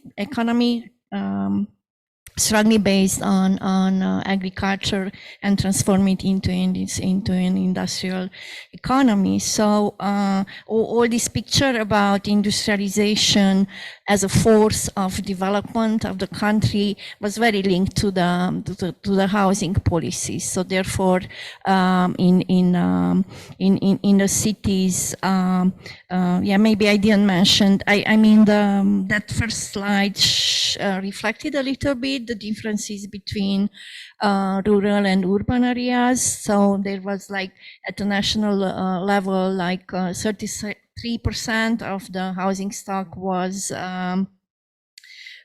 public, but in the cities this was higher, around 55%. When it comes to nationalization, we also see that not all the former personal private homes were nationalized. I mean, they remained intact in the villages. This also contributed, to this ideal of the Romanian state socialism to keep and to respect personal home ownership in a way, in parallel with constructing the public one. And also the fact that even until the 1989, the Romanian population was still like in more than 50% rural. So therefore, this discrepancies also between the housing stock. Maybe I'll also refer to the other question about how the transformations in Romania took part differently than in Hungary, and it's not news that Romania was considered the most backward country in the region, together with Bulgaria maybe, and this is reflected in how they were put into the waiting line for the integration into the European Union. So this also says something about the fact that Romania did not go through that reformist economic policies in the 1980s, and this is linked to the politics of indebtedness and to how the Ceausescu's aim was to take into extreme, I would say, its economic independence, both from the Soviet Union and Western capitalism, by returning all the debts in the 1980s. So actually, Romania ended its state socialist history with zero debt at the end of the 1980s, and still the major trends and directions were the same. So Attila, you said that in Hungary maybe this indebtedness was part of how the international financial organizations could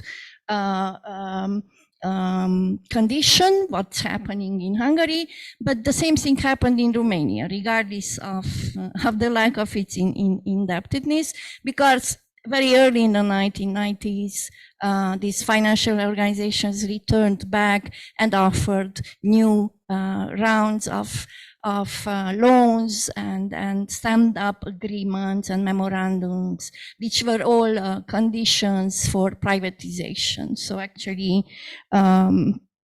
this was, and also speaking about privatization, that also happened slower than in Hungary or other countries which were firstly access to the European Union, and there was this kind of panic in a way among these international organizations and also the Commission that the Romanians are not privatizing enough and not quickly enough, and what it's to be done, and how the trend of politics should be changed. And it was changed at the end of the day. So slowly we privatized everything. So not only industrial production and agricultural land, but also the last sector, in a way, was the energy sector. Yeah, okay, so, yeah, so maybe these thoughts. So thank you for your questions and concerns.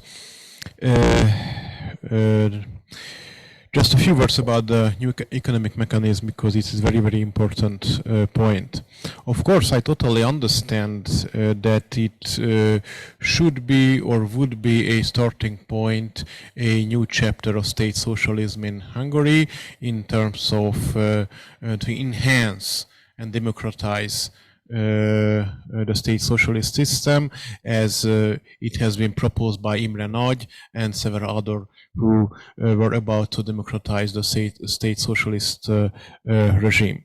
But at this crucial point comes what Attila proposed very sharply, why they didn't do that. And I and of course Attila tried to create a theoretical and political historical model to analyze this.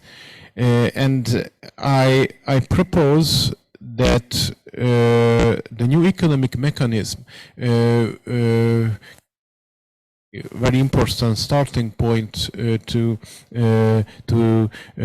democratize the state socialist system, but the core question of this conference comes to the floor at this certain point, because mixed economy can be used by state socialists and neoliberal capitalists at the same time. So what are about mixed economy to enhance the capitalist, global capitalist structure, or to create a democratized project of state socialism. And from the perspective of the 1980s and the 1970s, the Kádár regime and the emerging reform communists and reform economists used the heritage of new economic mechanism to create this westernization, capitalization of the state's socialist regime as well. So they used the heritage of new economic mechanism in some kind of capitalist way. That was my point. That's why I proposed as some kind of starting point of neoliberalization. And of course, it's worth to mention that, as I proposed in my lecture, that it was the very periods when the lack of socialist alternative was on the table, because George Lukács has been separated. The regime started the judicial trial against the philosophers around Lukács. The Lukács circle alienated from the Kádár regime. That's why I mentioned the anniversary of Überhaupt. So there was a lack of ideological alternative inside of the regime.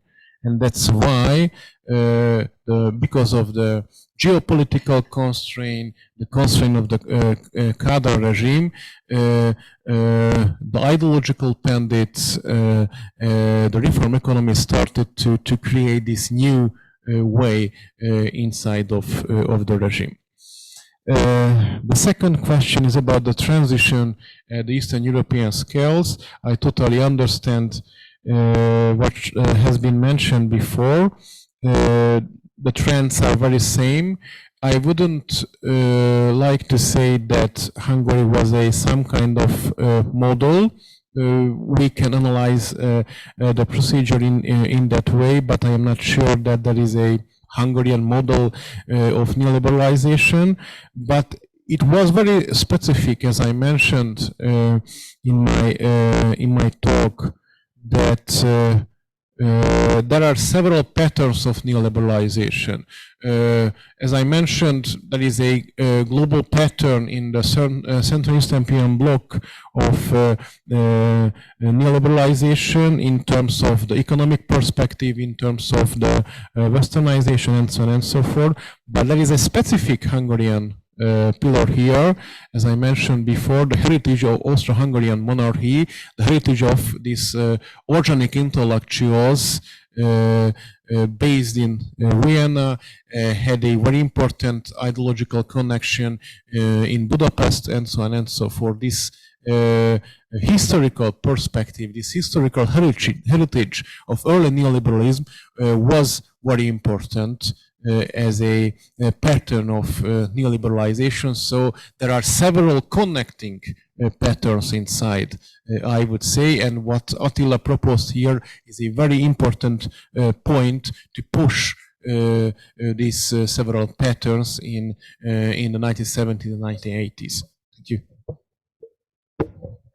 Well, thank you very much for all the questions. There are some very important points here, and I hope you also share my excitement. So what Enikő was showing to us is super important, because that's the undeveloped backward Romania, but amazingly innovative in a lot of ways.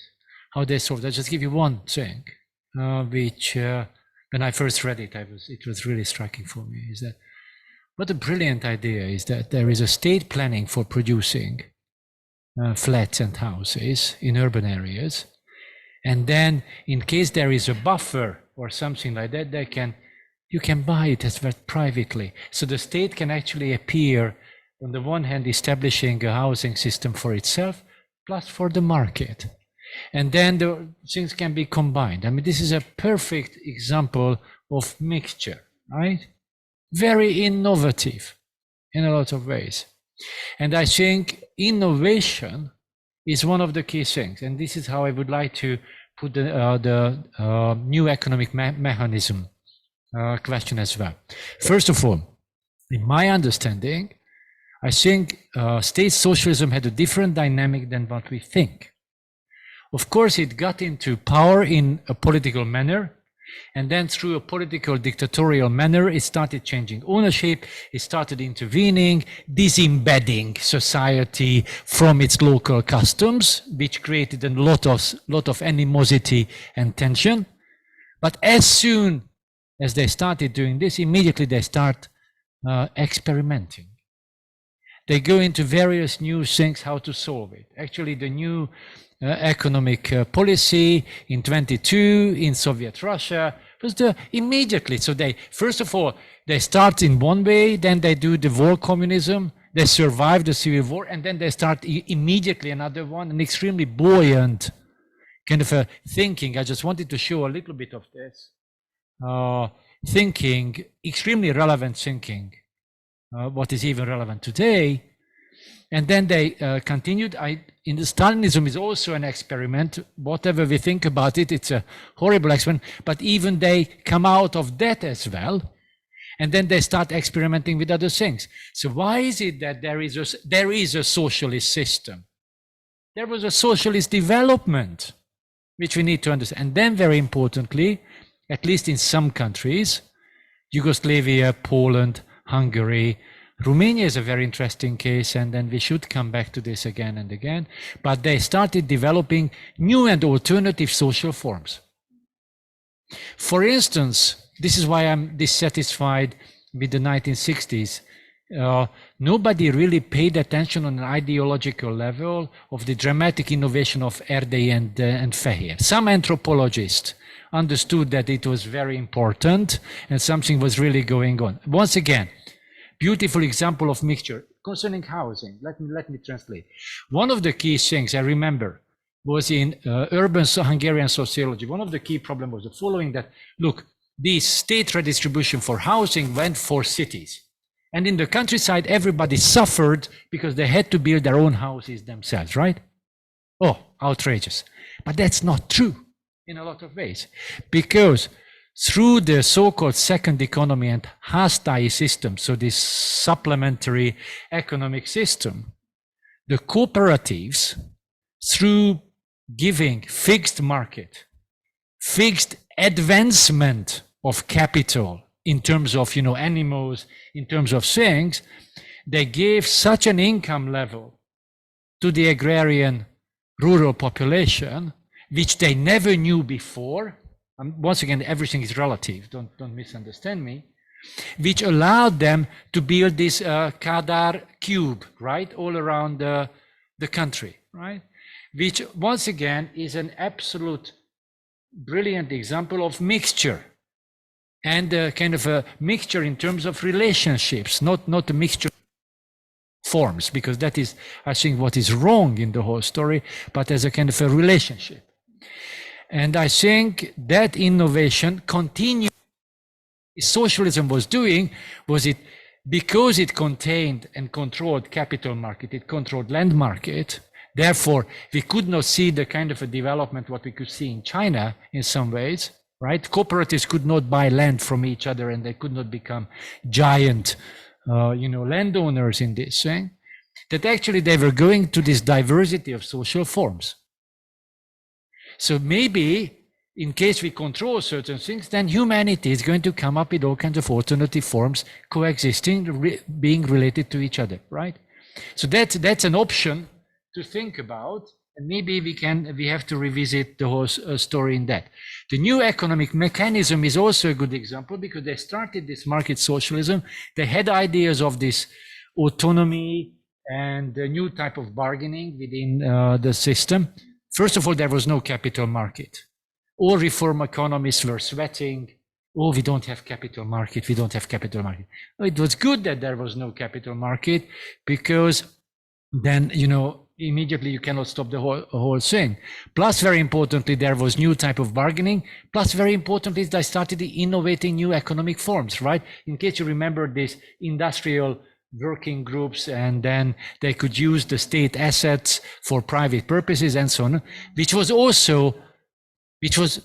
a very important innovation. I'm not saying that every innovation is that okay. The only thing I'm saying that they were experimenting. That's the key point. In that sense, to answer the question whether we should go back and what we should read concerning this period? My answer is twofold. I think we need to read everything. So when I'm criticizing Otasek or any of these are brilliant thinkers. I mean, super quality in a lot of ways and very innovative and so on and so on. I think they were mistaken because they miscalculated the targets in some ways. They were very good in that, but they miscalculated the targets. They wanted to have economic growth, efficiency, more consumption, and so on. The kind of a problem what we question today, right? This is what they were had in head. That was very much the music of the time, right? So they were listening to this music and they were actually adapting to that, right? In that sense. The second point, what I think is missing in terms of historical literature, we should go back, in case there was no ideology of this mixed economy, which I'm not sure yet. Nonetheless, then we have to go back to the papers and materials of the bureaucrats and then all those people who were involved in doing these things. Because they must have had reflection on the things they were doing on a daily basis. I think that's important. That would be, I think, a very important field of research, in my understanding, in case we go back to this. I think we have to revisit the whole problem and the whole concept again and the whole development, because I think we have really misunderstood something. And then this neoliberal victory should not be mistaken with the actual social development. I think that is important because that would lead to some kind of a blindness, in my understanding. To Attila's question, if Hungary functioned as a model for the region, in terms of Romania, I would say it did in the 1990s, like, you know, this aim of having a third way political economy and a little bit of reformism in the economy, a little bit of privatization. So there were huge debate in the 1990s in Romania how imagined privatization, you know. So Hungary, I guess, but then when reformism started, actually there was no ending point in this. And back to your question about how should we interpret the differences and similarities between Central and Eastern European countries. I guess the notion of uneven and combined development is very useful in this endeavor, because it suggests us to think about the role of each country from the region in global capitalism. So how far global capitalism needed each and every country, when and how and why.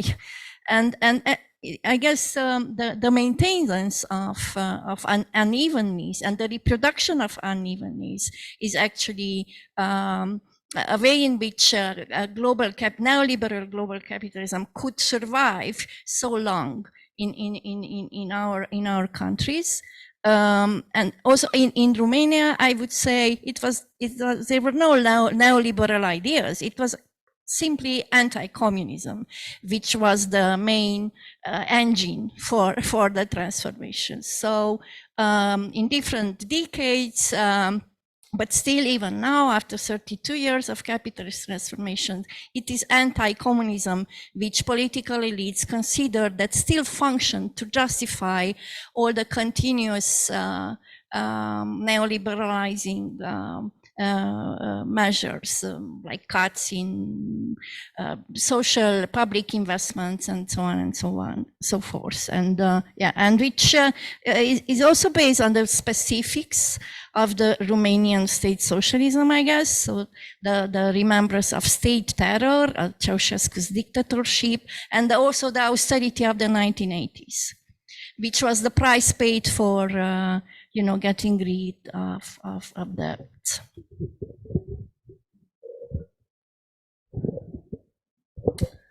We have 4 or 5 minutes for questions, if you have.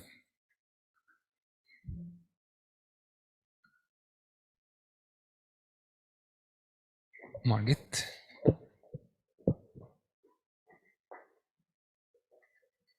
Unfortunately, I have a very basic question because I became fascinated by your lecture, Enikő, and I realized that I know so little about housing politics, how it works currently. Would you be able to characterize a little bit and to show us what is the difference between how it was during the socialism and how the transition actually happened? What did happen with those institutions, actors, and so on?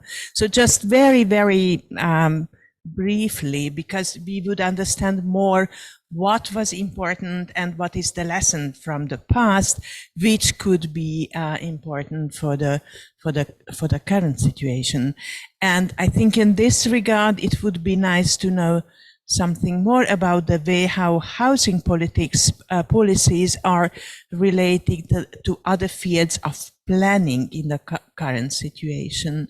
So whether is there any institution who is responsible to think about the relationship between the development in economy and in development in housing, for example.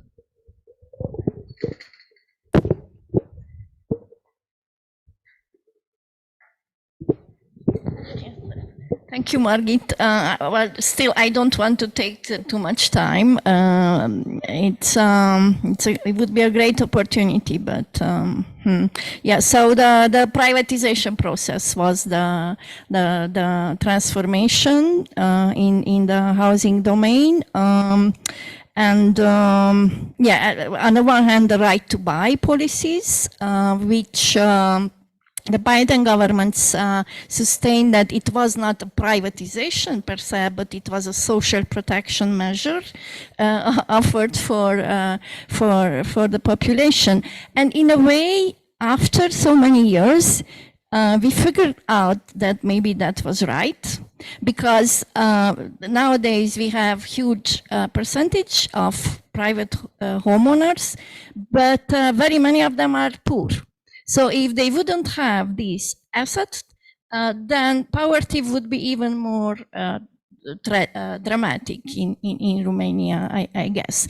Nevertheless, this right to buy policies actually opened up the formation of the housing market. So prepared a little bit what happened later, and the biggest problem from our point of view is that the whole production of housing was left to the market and to the private actors, and at the point real estate developers and other financial investors appeared, who actually totally changed and financialized the housing market in Romania too.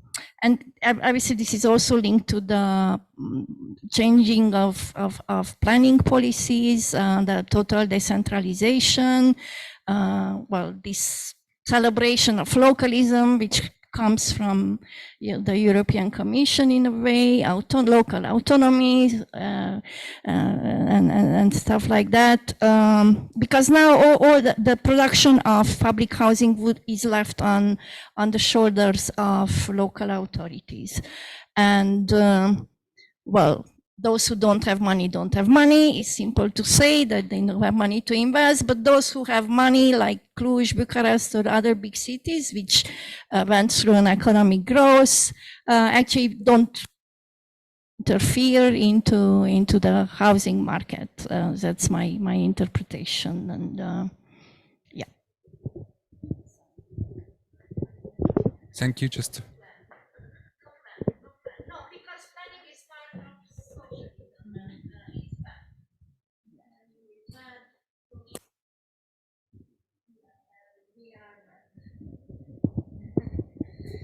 So, luckily enough, it is not a question.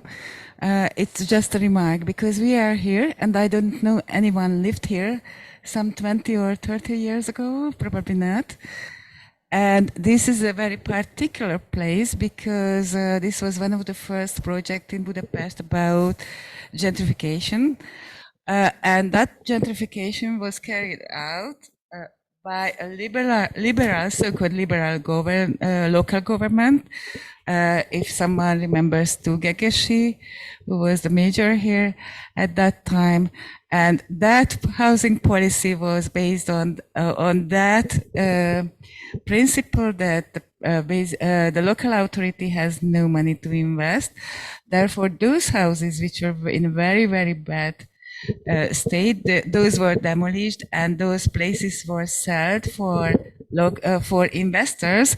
But the district didn't claim for money, but for reconstructing the neighboring buildings. So this was the way of reconstructing here, and some of those produced apartments were sold, and some of them was kept for social housing.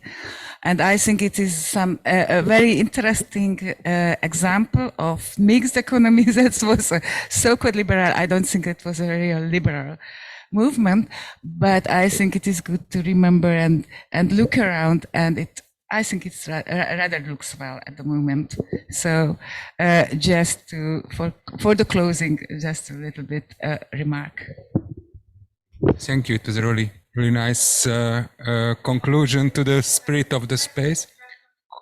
Questions or comments in the chat? There is. We can prolong a little bit, Attila, of course. Okay.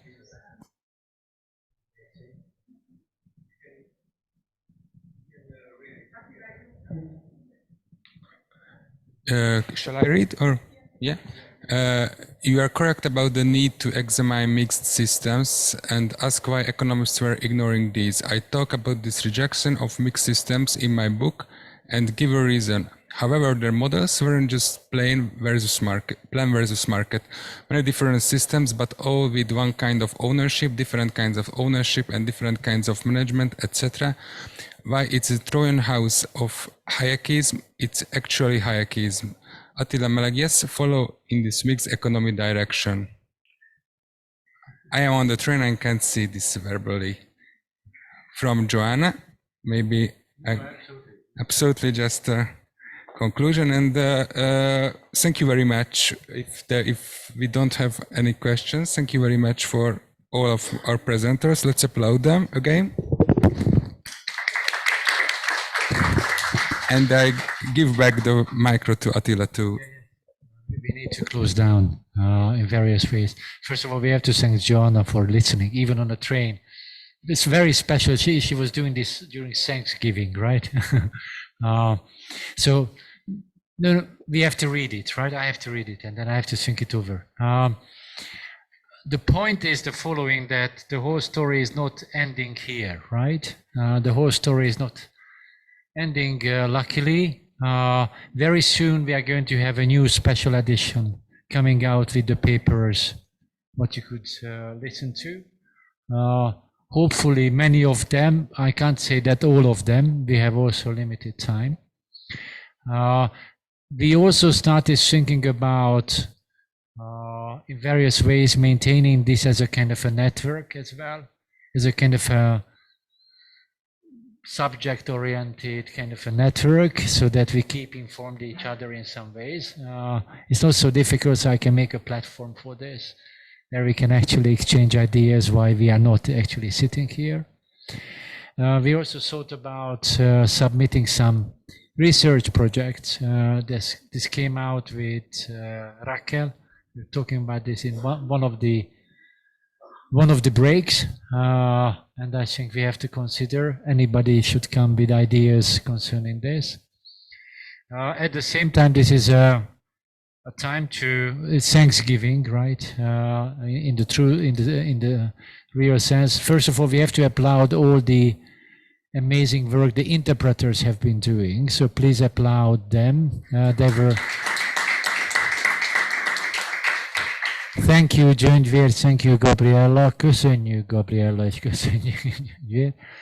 Fantasztikus volt ez a munka, amit megtettek. We also have to thank, special thanks to... Okay, cool, you see? we also have to applaud András Kovács, who has been doing a magnificent work concerning the technical jongleur here. You just don't know what a hybrid conference means, right? So, thank you very much. The only thing which kept me calm during that was your professionalism. We also have to thank to all the hard workers who have been working for months to do this. They're sitting Miklós Gula, right? He has been one of the engines doing this on behalf of Társam Elméleti Kollégium, so please applaud him as well. Thank you very much. Fikadu is not only just a good presenter, an amazingly good organizer. So after putting Keith's heart into bed, after that he went and started writing emails concerning the presentations. So I mean, this is a kind of an organizer who is brilliant. So Fikadu, thank you very much indeed. Then we have to thank remotely Aaron Beretsky, who was doing fantastic. Esther Shimon was doing very nicely. Maybe there's one more name, I should have it in mind, sorry. Miklós, you can remind me. Balázs, and there was, okay, one more person, but let's, thank, Alaz, yes, Alaz. No, Alaz is important as well. And Alaz as well, from Turkey. These are fantastic people, and actually, to be honest, it shows me how cooperative work can work, actually, in life. So we were not doing this in a, hopefully not very authoritarian way, I hope. So there was a good spirit in this, but we have to please applaud them, all of them again, because that's very important. Plus, we have to say thanks to this hotel, which is kind of a homegrown thing in this gentrification, what Kati rightly pointed out. I remember how they started, the whole hotel here. And we have to thank especially Eva Borsos, who has been so helpful in, accommodating us here, providing all the things, being very adaptive and so on, and all the workers, right, at the reception, at the kitchen, everywhere. One of the guy was, he lived far away, and then he left late night because of us. So all these things, we have to thank them, right, at least remotely, because they have been doing a very good job. So let's applaud them as well, right? Plus, very importantly, we have to thank to Rosa Luxemburg Stiftung again. Daniela, very excellent. So I mean, without Rosa Luxemburg Stiftung, I think we would not be sitting here, to be honest. So thank you very much, and to Joanna as well. Our best regards, and we hope that this thing can be maintained. Thank you very much. So let's applaud that again, right? Okay. And once again, all the co-partner organizations, I'm not going through the whole list of that. Please have a look. This is an amazingly good network. They are doing fantastic things themselves, very practical things. All these research organizations, activists, all kinds of platforms, websites, all these things. So I can only say that this shows the good sign. It shows a kind of a double movement on our side. And then with this, I think we can close the conference. Thank you very much for your patience, your coming, for sacrificing your weekend and spending it here. Thank you very much.